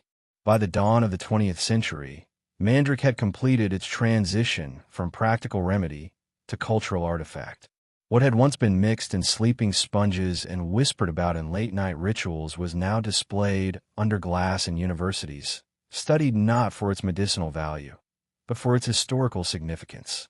Mandrake, in this age of science and psychology, became something unexpected, a case study in how humanity imagines power before it understands it. The world had changed dramatically. Industrialization had reshaped cities. Medicine no longer depended on plant lore, but on laboratories. Chloroform, ether, cocaine anesthesia, and eventually synthetic compounds had pushed Mandrake out of every operating room. What no surgeon ever dared say openly was now accepted plainly. Mandrake had helped humanity imagine anesthesia before true anesthesia existed. This made it historically important, but medically obsolete. Botanists studied it, but only to map its evolution. It was cataloged in herbariums in Oxford, Berlin, Cairo, and Madrid. Its scientific classification was definitive. Mandragora officinarum, a member of the Solanaceae family, sharing lineage with belladonna, tobacco, potato, and tomato. No spirit, no humors, no mystery, only alkaloids, atropine, hyoscyamine, scopolamine. Toxic, yes. Sedative, occasionally. Curative, rarely. But significant, undeniably. Museums began collecting preserved Mandrake roots, not for their medicinal usefulness, but because they told a story about belief. Some were carved, some naturally forked, some shaped into crude figurines, some wrapped in aged fabric, tied like talismans from forgotten villagers. They were not medical tools. They were memories of how humans once read meaning in a nature like scripture etched in bark and bone. Mandrake lingered in the space between science and imagination. It fascinated physicians not for what it could do, but for what it once represented, the first documented attempt by humans to control consciousness. Long before anesthesia, psychiatry, or neurobiology existed, Mandrake showed that a root could muffle pain, distort reality, alter perception, and touch the mind. It proved that suffering was not always invulnerable. People had reached for it in desperation, for childbirth pain, battlefield agony, sleepless nights, fearful minds. It had sometimes helped, sometimes harmed, always confused. Psychologists studying human history and thought would point to Mandrake as evidence that humanity had always tried to manipulate perception, fear, dreams, and memory, not just through prayer or ritual, but through matter. It was not fantasy that Mandrake held power over the mind. It had done so. What was fantasy was the explanation people gave it. Curses, spirits, screams, blood-borne roots, artificial humans. It was never those things. It was something far more profound. It was biochemical. In this era, Mandrake's story began appearing in academic papers, not in pharmacology journals, but in anthropology, folklore, history, and psychology publications. It appeared in writings by ethnobotanists studying how different cultures used plants to influence thought and behavior. Some linked Mandrake to ancient fertility rituals, noting its references in Hebrew scriptures and ancient Egyptian paintings. Some studied its use as a sedative in Greek and Roman medical practice, citing its mention by Hippocrates and Dioscorides. Others examined its role in medieval witchcraft accusations, pointing to recorded trials where women were charged for owning carved roots. Each study revealed a different part of Mandrake's long shadow. In Jewish history, historians connected Mandrake with fertility traditions and biblical references to Rachel and Leah in the book of Genesis. Some communities have preserved dried Mandrake roots as symbols of desire, hope, and continuity. They no longer believed the root had true power, but cherished it as part of heritage. It had gone from medicinal object to cultural symbol. In Middle Eastern tradition, traces of Mandrake lore remained among herbal practitioners and storytellers, particularly in Anatolia and rural Levant regions. Some still knew the old harvest stories, passed quietly through generations, not as truth, but as memory. The belief that Mandrake grew beneath crossroads or near gallows had faded, replaced with curiosity. Instead of fear, there was reflection. People spoke about how their ancestors had believed in living roots that cried when pulled from the soil. They spoke softly, not laughing at the belief, but understanding why it had once felt so real. In psychology, Mandrake became an example of projection and anthropomorphism. Sigmund Freud used it in discussions of how humans attribute consciousness to non-living objects when emotionally distressed or spiritually uncertain. Carl Jung mentioned it as an archetypal symbol of transformation, not because of its real properties, but because of its place in shared human imagination. The Mandrake, shaped vaguely like a human body, had become a canvas onto which humanity painted dreams, fears, and desires. That was the deeper truth. Mandrake did not look like a human. Humans looked at it and saw themselves. Meanwhile, fiction discovered Mandrake more energetically than medicine ever had. Novelists and playwrights of the 19th and early 20th centuries used Mandrake as a literary device. Dark, strange, symbolic. In Gothic literature, it appeared in horror and moral tales. In France, it showed up in Charles Nodier's writings, described as a pale root with a silent mouth. In Germany, it appeared in novels under the name Alran, where it embodied themes of creation, corruption, and artificial life, influenced by distant echoes of alchemical homunculus lore. Writers did not use Mandrake to explain medicine. They used it to explore what made humanity uneasy. In England, herbalists now spoke of Mandrake with reverence for its past, but little faith in its future. The British Pharmacopoeia of 1864 officially removed Mandrake from accepted medicinal substances. Physicians no longer prescribed it. Apothecaries rarely stocked it. It was a plant of the past, still studied but no longer applied. Then, something unexpected happened. While Mandrake had disappeared from hospitals, it remained quietly present in remote regions. In small villages of Sicily, Calabria, Anatolia, and parts of North Africa, Mandrake survived in folk remedies. Midwives still whispered about it. Some elderly healers still believed it eased distress, not physically, but emotionally. They did not call it medicine. They called it comfort. They placed it under pillows, not in potions. They treated it not with fear, but with memory. By the mid-20th century, scientific advances in neurochemistry confirmed what generations of healers suspected, but could never explain. Atropine and scopolamine, two primary compounds found in Mandrake, could alter memory, blur perception, impair fear, induce trance, and in some cases, cause dissociation. Mandrake had not been supernatural. It had been neurological. Modern scholars studying the plant concluded something striking. Mandrake had never been important because it was effective. It had been important because it was symbolic. It stood at the boundary between belief and science, between imagination and investigation, between pain and perception. It traced the evolution of human understanding, how early civilizations interpreted medicine through myth, how medieval cultures saw medicine through religion, how Renaissance scholars saw medicine through experimentation, and how modern science saw medicine through chemistry. Mandrake did not disappear. It transformed. It became a vessel, not for healing or harm, but for memory. It reminded humanity how knowledge grows, layer by layer. First believed, then tested, then understood, then remembered. It no longer needed a scream to be heard. It spoke quietly now, through history itself, reminding us that sometimes the greatest mysteries were simply questions we hadn't yet learned how to ask. It no longer held power in the physician's bag or the midwife's pouch. It no longer hid in the pockets of apothecaries or in secret drawers of monastery archives. Mandrake had become something else entirely, an echo, a memory, a symbol of how human imagination once shaped science more than science shaped imagination. And yet, even stripped of its medical function, Mandrake did not disappear. It remained, not as medicine, but as metaphor, not as a treatment, but as a cultural artifact. It had evolved from a root to a representation. By the 20th century, Mandrake was rarely found in pharmacological handbooks. Most doctors had stopped prescribing it a generation earlier.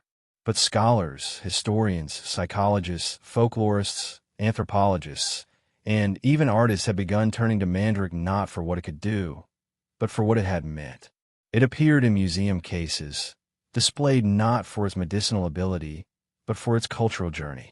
It had once been feared as a demon root, trusted as a love charm, used as a surgical aid, and treated as a mystical bridge between spiritual and physical realms. Now it sat preserved under glass, like a fossil of human belief. Not extinct, not forgotten, just transformed. In universities, students studied Mandrake alongside ancient religious relics, ritual masks, ceremonial tools, and herbal artifacts.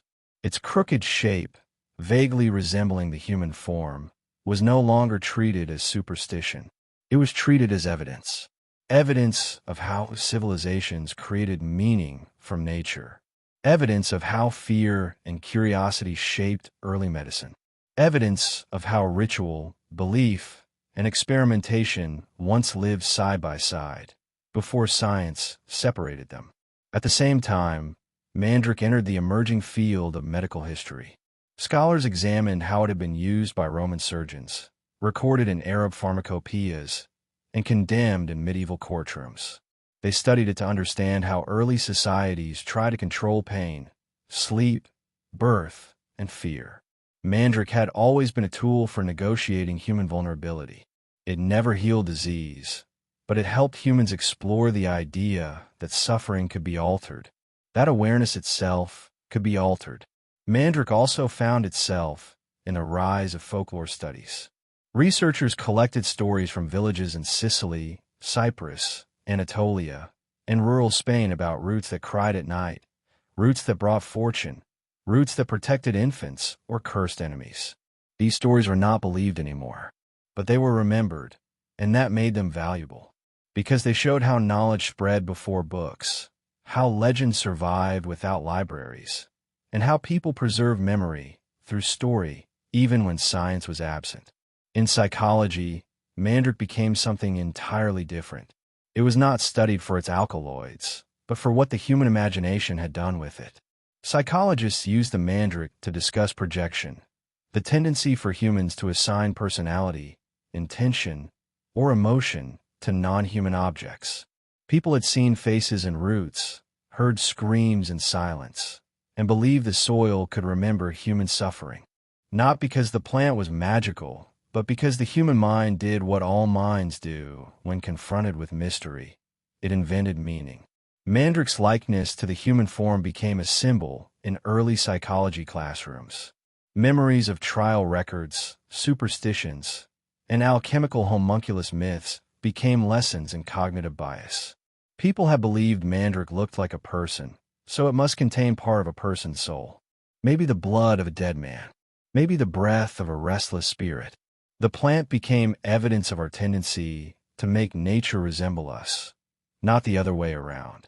Artistically, Mandrake flourished in a way it never had scientifically. In literature, it became a symbol of unnatural creation, of distorted life, of hidden power.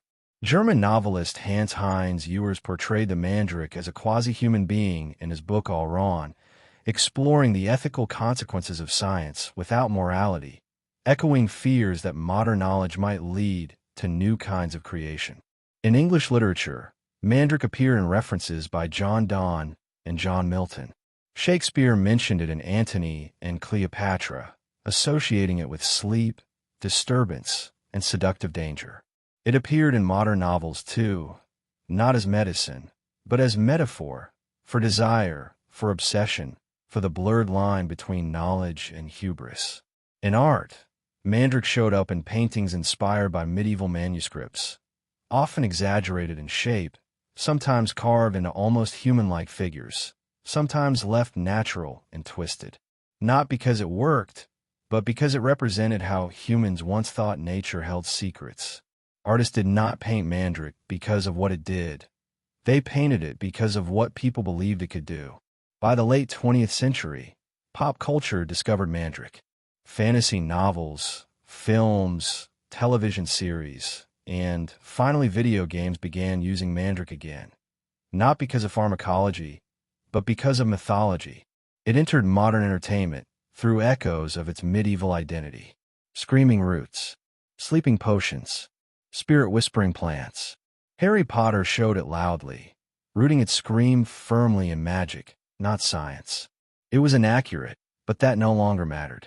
Accuracy had never been the reason Mandrake survived. It survived because it still symbolized something important: fear of unseen power. In reality, pharmaceutical science had moved far beyond Mandrake. The alkaloids it contained, atropine, hyoscyamine, scopolamine, were extracted, purified, measured, controlled, and used in specific, modern drugs, targeting muscle relaxation, eye dilation, and motion sickness treatment.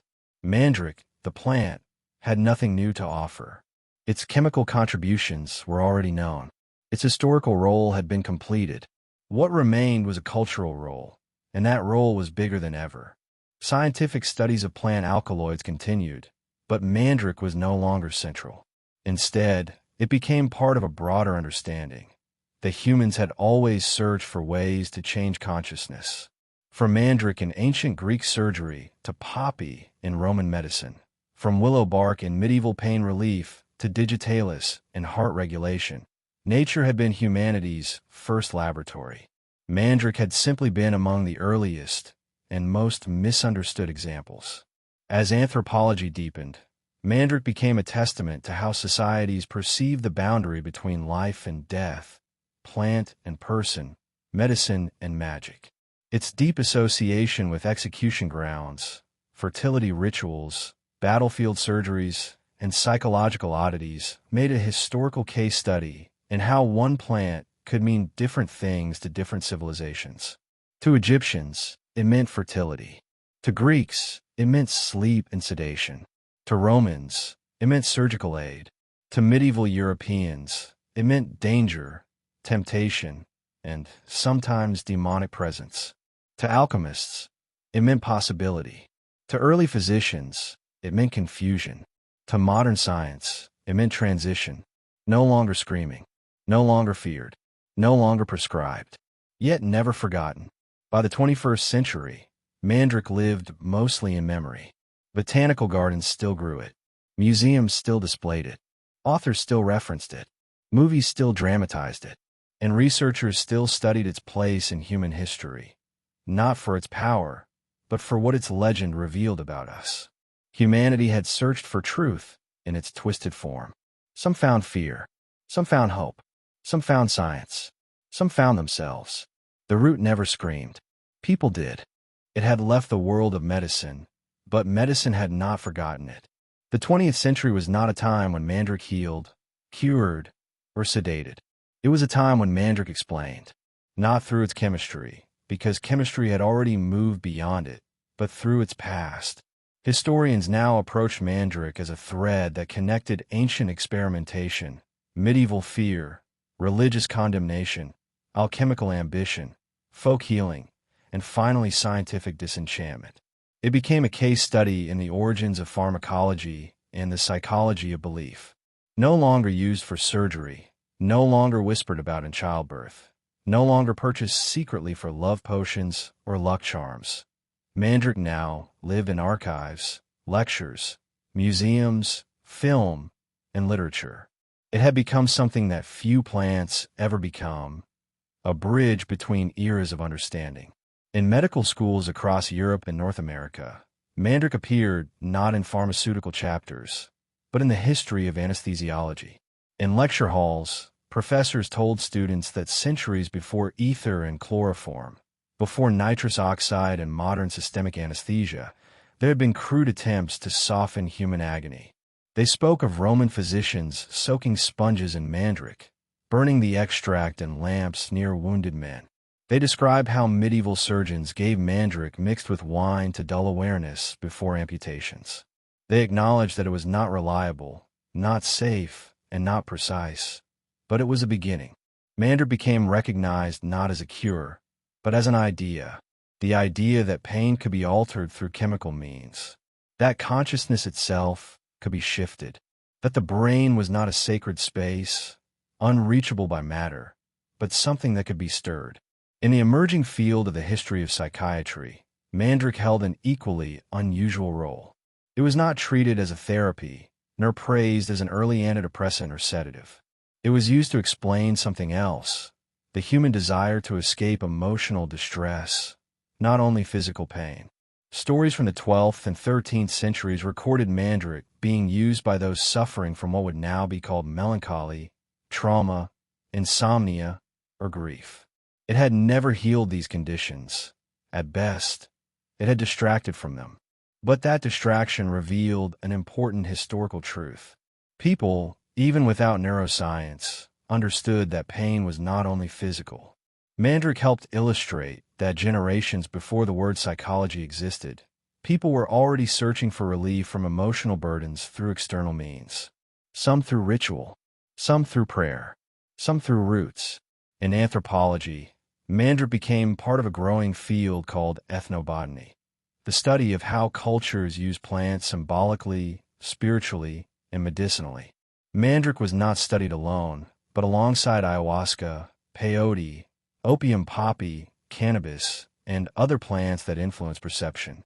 Anthropologists compared mandrake use among ancient Hebrew communities, Egyptian artisans, Greek philosophers, Roman physicians, medieval mystics, and Mediterranean herbalists. They noted that beliefs about mandrake varied dramatically across time and culture, but one thing remained consistent. It was always associated with altered experience, whether that was pain relief, dream enhancement, emotional release, or spiritual detachment. Its meaning changed. Its effect, however crude, had always touched the same mystery, the human mind. In archaeology, mandrake appeared not as a star artifact, but as a supporting one, Dried mandrake roots have been discovered in tombs in the Nile Valley, preserved in jars alongside poppy seeds and henbane. They appeared in residues inside ceramic vessels near ancient Anatolian settlements, hinting at ritual or medicinal use. Carved mandrake figures were found in German burial sites, Sweden, and occasionally in Spain and Italy. Most were likely imitations, creatively carved to resemble a human form, meant to hold symbolic power rather than real medicinal function. Archaeologists understood what historians later confirmed. The importance of mandrake lay not in what it could do, but in what people believed it might do. It was not an effective medicine. It was an emotional instrument, something people clung to when knowledge ran out. Psychologists in the 20th century began referring to mandrake in discussions about how humans respond to fear, pain, and uncertainty. It became a teaching tool in studying projection and magical thinking. The root had never screamed, but countless people across centuries believed it could. Why?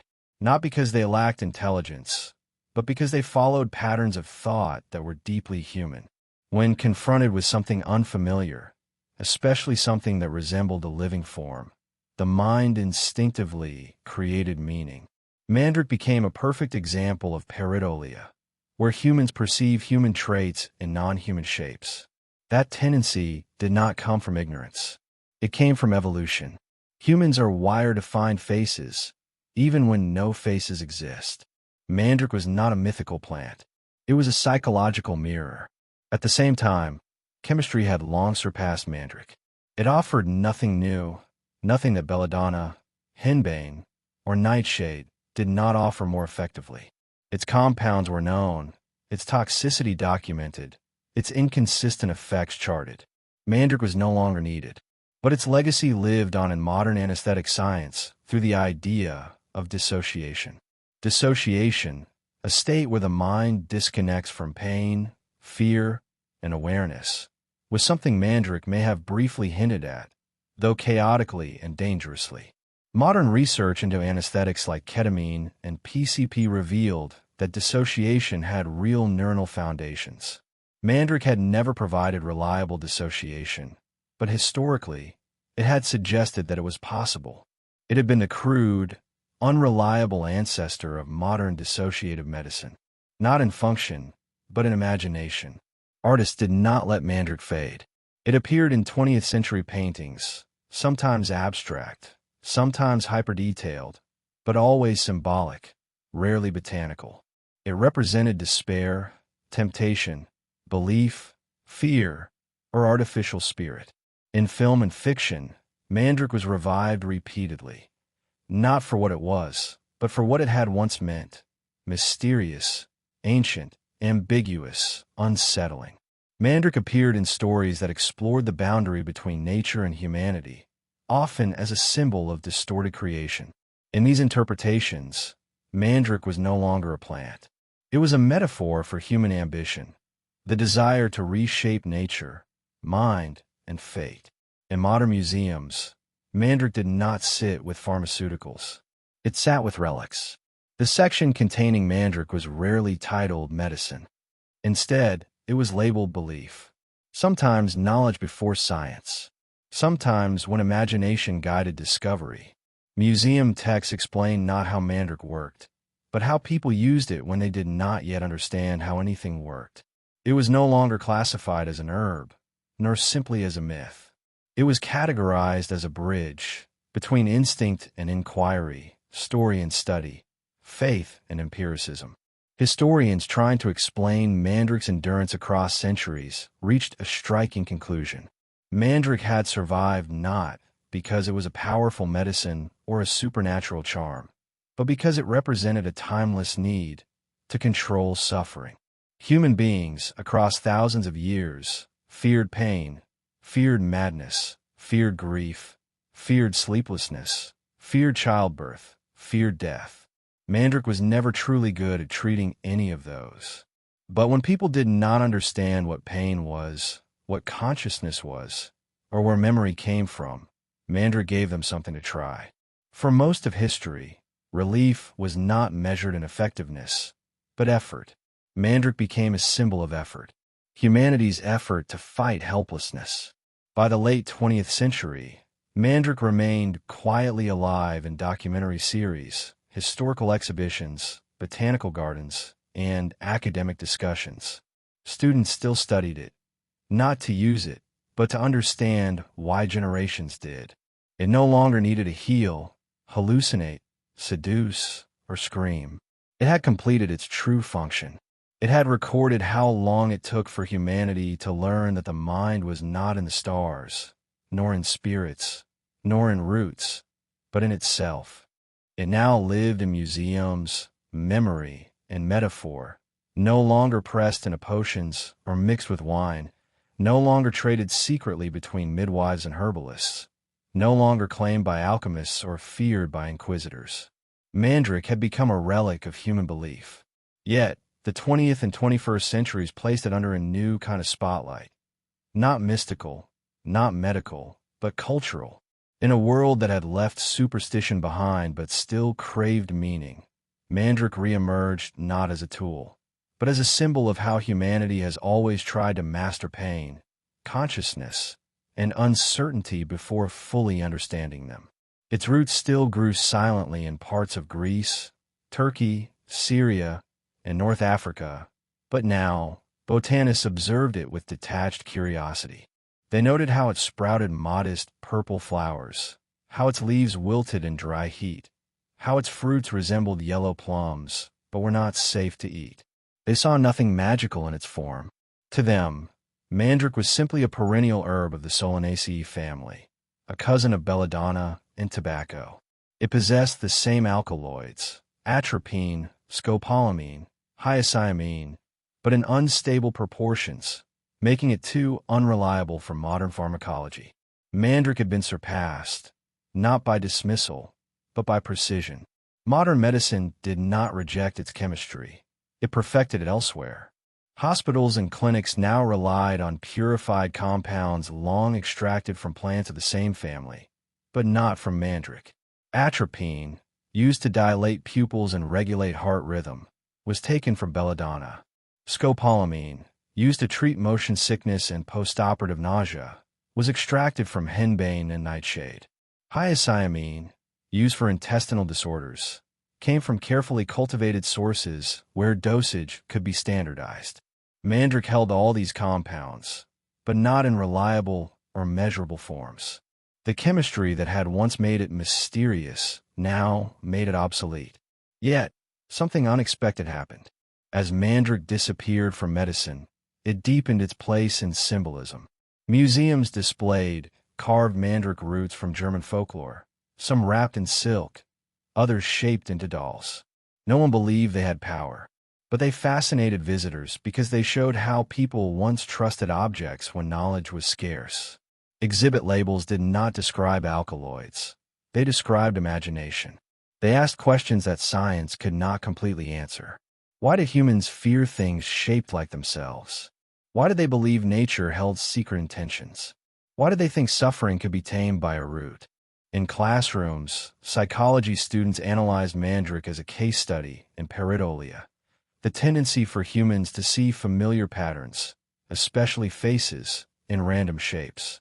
Cognitive scientists used Mandrake to explain how belief and perception shaped each other.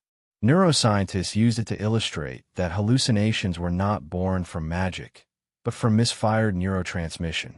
Anthropologists used it to trace how knowledge traveled, not smoothly, but through myth, ritual, translation, mistrust, and finally experiment. Mandrake did not belong to pharmacology anymore.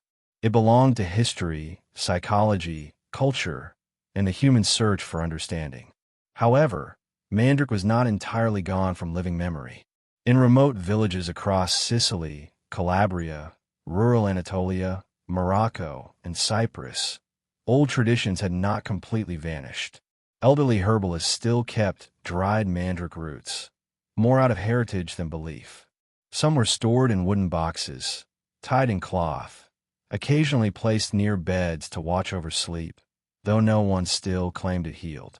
In folklore archives, ethnographers recorded stories from elderly villagers who spoke of Mandrake as a symbol of protection, not power. A Greek farmer once said, "The root cannot help you, but remembering that it once helped someone might. Hope, not cure." In literature, Mandrake refused to fade.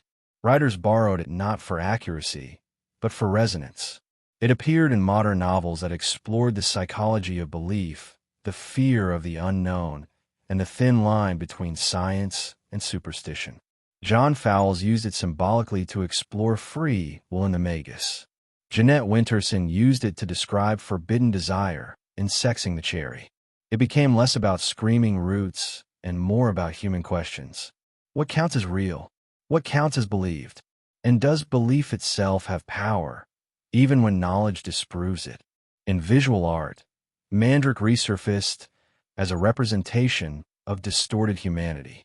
Some artists painted it as a vague figure, half root, half child. Others drew it as a skeleton-like plant with human features, not because they believed in legends, but because they understood what those legends had revealed, that humans have always tried to see themselves in nature.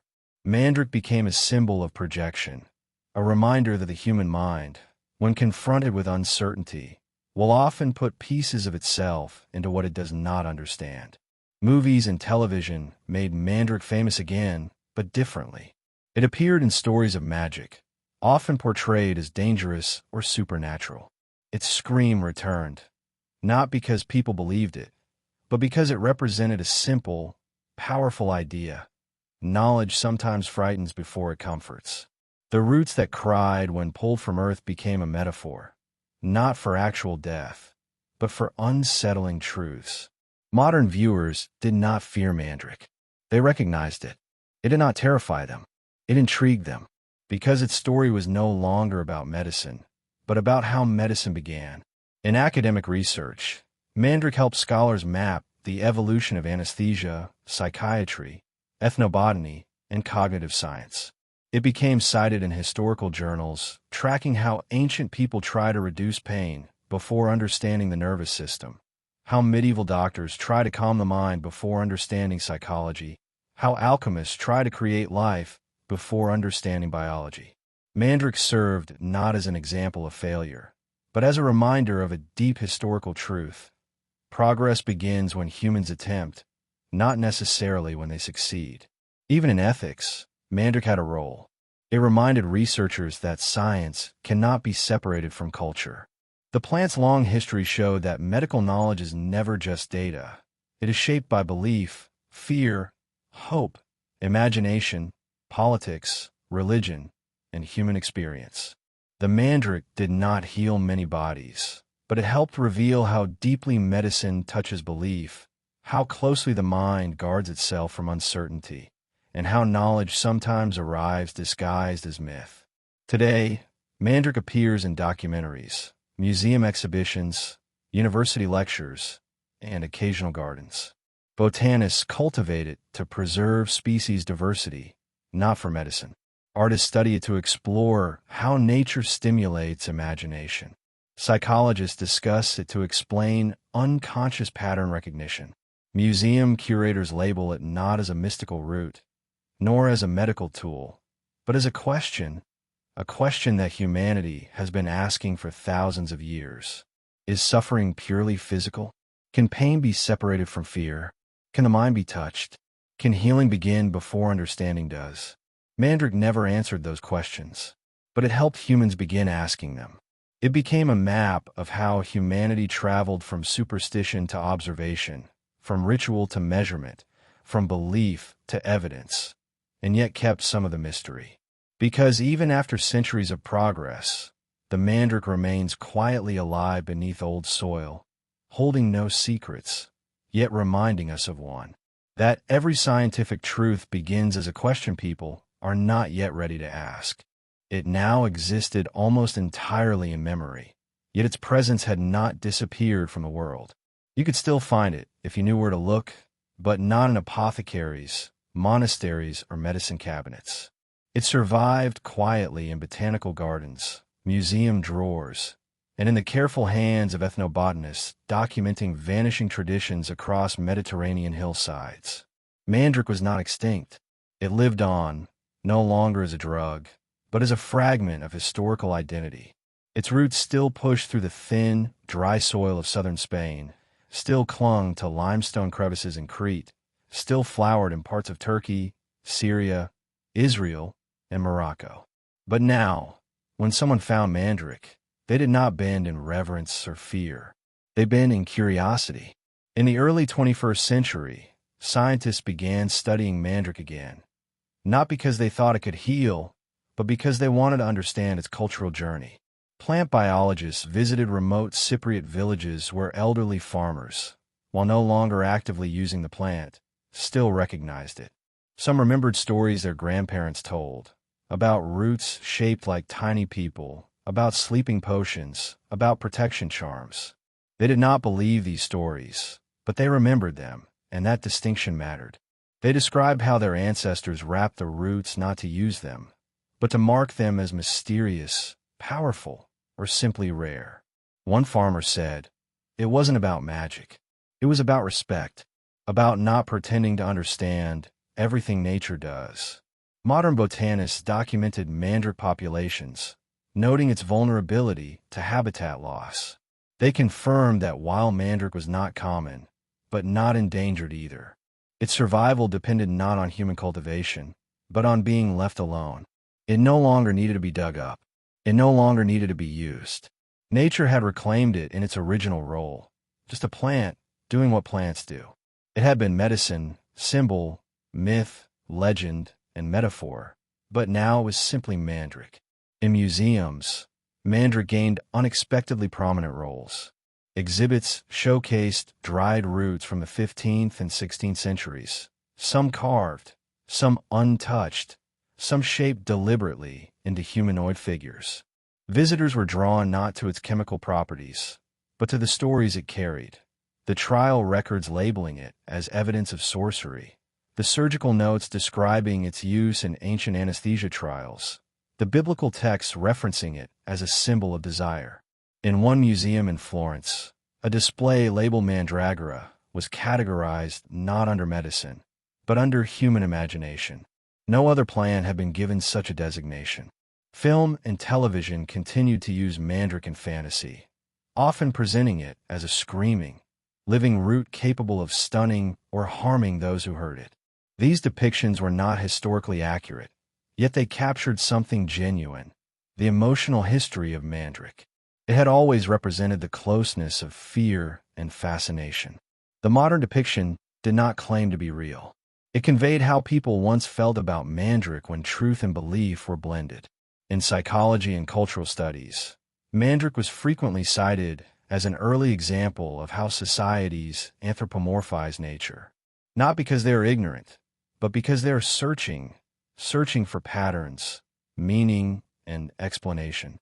When people saw something vaguely shaped like a person, dug from the ground where bodies may have once fallen, in a time when death and nature were inseparable, they created stories.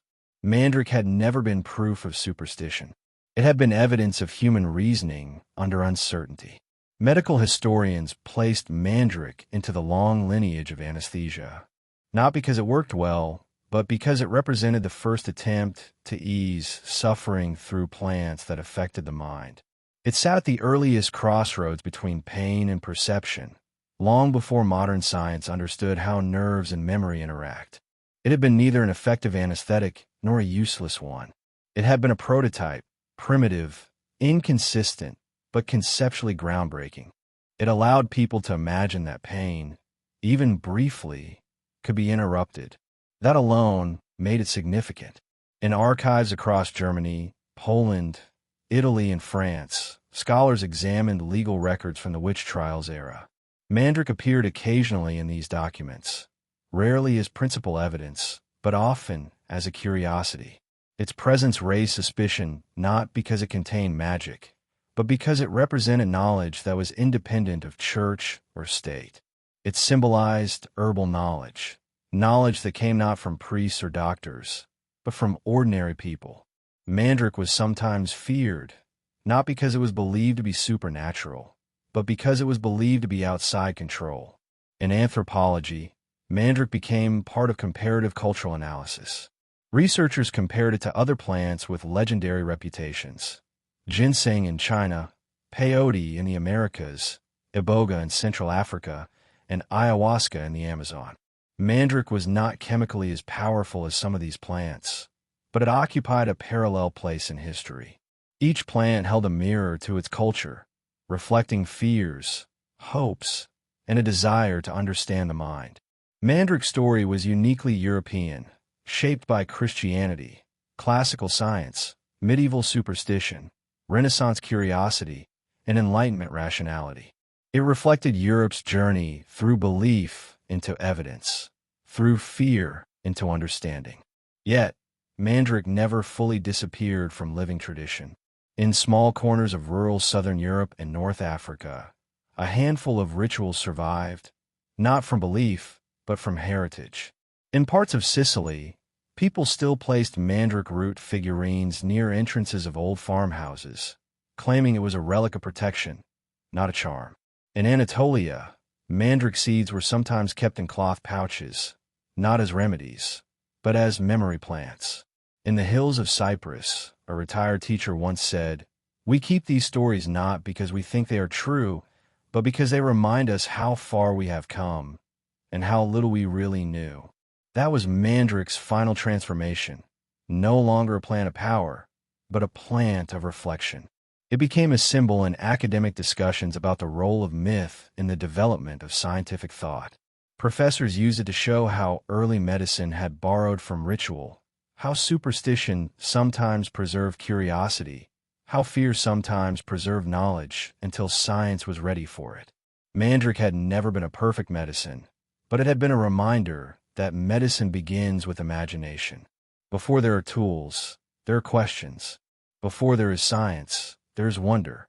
Historians wrote that Mandrake helped map the human journey from enchanted worldviews to mechanistic ones, not because it revealed answers, but because it showed how people once looked for them. It was never a miracle herb, never a true anesthetic, never a doorway to artificial life. It was something more valuable, a witness to thousands of years of human struggle to understand pain, consciousness, belief, and nature. And in that quiet role, Mandrake found its final place. Not in medicine, not in magic, but in memory, where it no longer needed to promise healing, fear, fertility, or enchantment. It now promised something more truthful. The story of how humans once believed, the story of how they searched, the story of how knowledge grows, not by silence or certainty, but by the courage to ask what nature truly holds and what it never did. It remained, not in medical textbooks, nor in apothecary jars, nor in the margins of trial records, but in memory. Mandrake had become a plant that no longer healed bodies, but instead helped explain how humans once tried to understand their own pain, dreams, and illusions. In the modern world, Mandrake did not fade into obscurity. Instead, it entered classrooms, museums, libraries, archives, film studios, literature, and even genetic laboratories, not because people believe it could scream or seduce, but because it had become a way to understand how cultures constructed meaning from nature. Scientists in the 21st century approached Mandrake differently than their predecessors. They did not search for its magic, nor did they cling to its folklore. They studied its genome, its ecology, its chemical composition, and its historical significance. In laboratories in Germany, Italy, and Israel, botanists sequenced the Mandrake genome, not to resurrect its medicinal role, but to better understand the evolution of Solanaceae plant species. They analyzed how Mandrake's alkaloids compared to those of belladonna and datura. They discovered why Mandrake was chemically weaker and less reliable than its botanical relatives. It produced psychoactive compounds inconsistently, influenced heavily by soil, rainfall, seed age, and stress conditions. Mandrake had always been unpredictable, not because it held secrets, but because it was a plant that defied standardization. Medical researchers did not return to Mandrake for treatments, but they studied its history to understand how early civilizations approached anesthesia, hypnosis, and dissociation before science had names for them. Mandrake had never been a cure. It had been a primitive tool, a rough experiment in altering perception. It showed that ancient doctors, midwives, and herbalists knew something modern medicine later confirmed. The mind could be touched, influenced, quieted, or disrupted by the substances nature provided. Mandrake was not the solution. It was a clue. And in the study of medical history, clues matter. In museums, Mandrake became a centerpiece, not for its medical properties, but for its story. Exhibitions in London, Vienna, Florence, and Jerusalem displayed carved Mandrake roots alongside manuscripts from Dioscorides, Arabic medical texts, Renaissance herbals, and trial documents from the Inquisition. Rather than presenting Mandrake as a remedy, museums used it to trace how humanity slowly separated observation from imagination, ritual from experiment, symbol from science.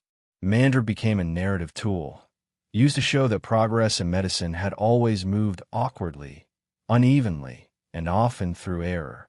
Mandrake's importance was not that it cured illnesses, but that it revealed the mindset of people who believed it could. Artists continued to be drawn to Mandrake, not for its power, but for its shape and symbolism. Sculptors created human-shaped Mandrake interpretations in clay, bronze, and wood, not because they believed roots grew like that, but because those forms expressed the human tendency to see ourselves in nature. Painters reimagined ancient Mandrake rituals, rope tied to roots, dogs pulling up plants, moonlit harvests, not to revive superstition, but to explore how fear, imagination, and desperation once shaped knowledge. Filmmakers used Mandrake not as witchcraft, but as metaphor, a way to explore how humans confront uncertainty. Whether magical or psychological, Mandrake remained a symbol of the moment when belief stood on the edge of science. In literature, Mandrake evolved from magical object to symbol of transformation. Writers used it to show how humans once tried to control love, life, birth, and death. In historical fiction, Mandrake appeared in monastery cellars, Renaissance workshops, and alchemical laboratories, not as truth, but as a reminder of how truth once looked. In psychological thrillers, it became a metaphor for altered consciousness. In philosophical novels, it represented the collision of myth and logic. Folklorists and ethnographers continued traveling across Mediterranean regions, collecting stories and local memories of Mandrake. They found that while belief in Mandrake's magical power had vanished, cultural memory had not. In Cyprus, villagers still knew the old harvesting tales, though no one practiced them. In rural Anatolia, dried roots were sometimes displayed as heritage objects. In Sicily, people spoke about Mandrake with nostalgia, not fear. They did not believe it cried when pulled from the ground, but they remembered why their ancestors once thought it did. That memory mattered, not for medicine, but for identity. Psychologists studied Mandrake's story to understand the psychology of fear, symbolism, and projection. They pointed to Mandrake as an example of how humans, when lacking explanation, fill in meaning. It was not foolish. It was human. Mandrake did not scream. It was silent. But because people feared what lay beneath the soil, death, spirit, unknown, they imagined sound. They imagined suffering. They imagined consciousness. They imagined themselves. By the 21st century, Mandrake arrived in a very different kind of laboratory, the classroom. Professors teaching the history of medicine used Mandrake to explain how early surgical techniques relied on sedative plants long before chemistry existed. Professors in anthropology used Mandrake to show how myths travel through cultures, adapting without disappearing. In philosophy, Mandrake helped frame discussions about how humans assign meaning to nature. In psychology, it became a case study in how perception can override observation. Mandrake had been medicine, superstition, symbol, metaphor, and memory. Now it was a lesson. It also landed in digital culture. Social media circulated images of Mandrake roots, often carved, often artificial, falsely presented as human-shaped roots or real magical plants. These viral images did not reflect how Mandrake truly looked, but in a strange way, they reflected something real, the unending human fascination with the boundary between natural and unnatural. People no longer believed Mandrake was magical, but they still wanted to imagine that it might have been. The myth persisted, not because people were uninformed, but because meaning often survives where truth no longer applies. In modern popular culture, Mandrake no longer claimed to heal, sedate, or enchant. It claimed only to represent. It represented the human desire to understand nature. It represented the anxiety that follows uncertainty.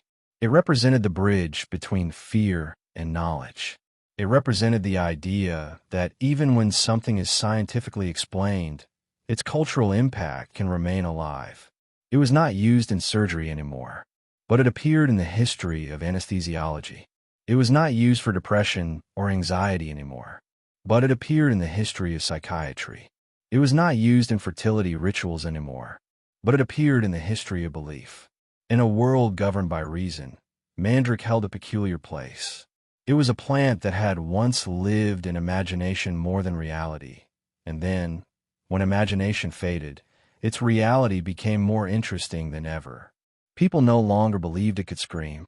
They believed it could explain, and so it remained, not on battlefields or in monasteries, not in potions or amulets, not in heresy trials or surgeons' kits, but in the quiet places where humanity stores its questions.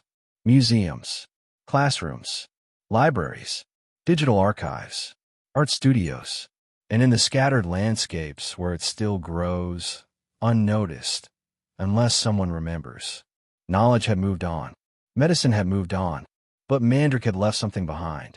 Not a cure, not a remedy, not a spell, but a record of the long, uncertain journey humans took, from believing nature spoke in metaphor to learning that nature speaks in chemistry, and discovering that both were part of the same story. A story in which the root could only speak because people were listening. It no longer waited in the hands of healers, nor hid beneath folklore and fear. It no longer whispered through superstition or promised relief in moments of desperation.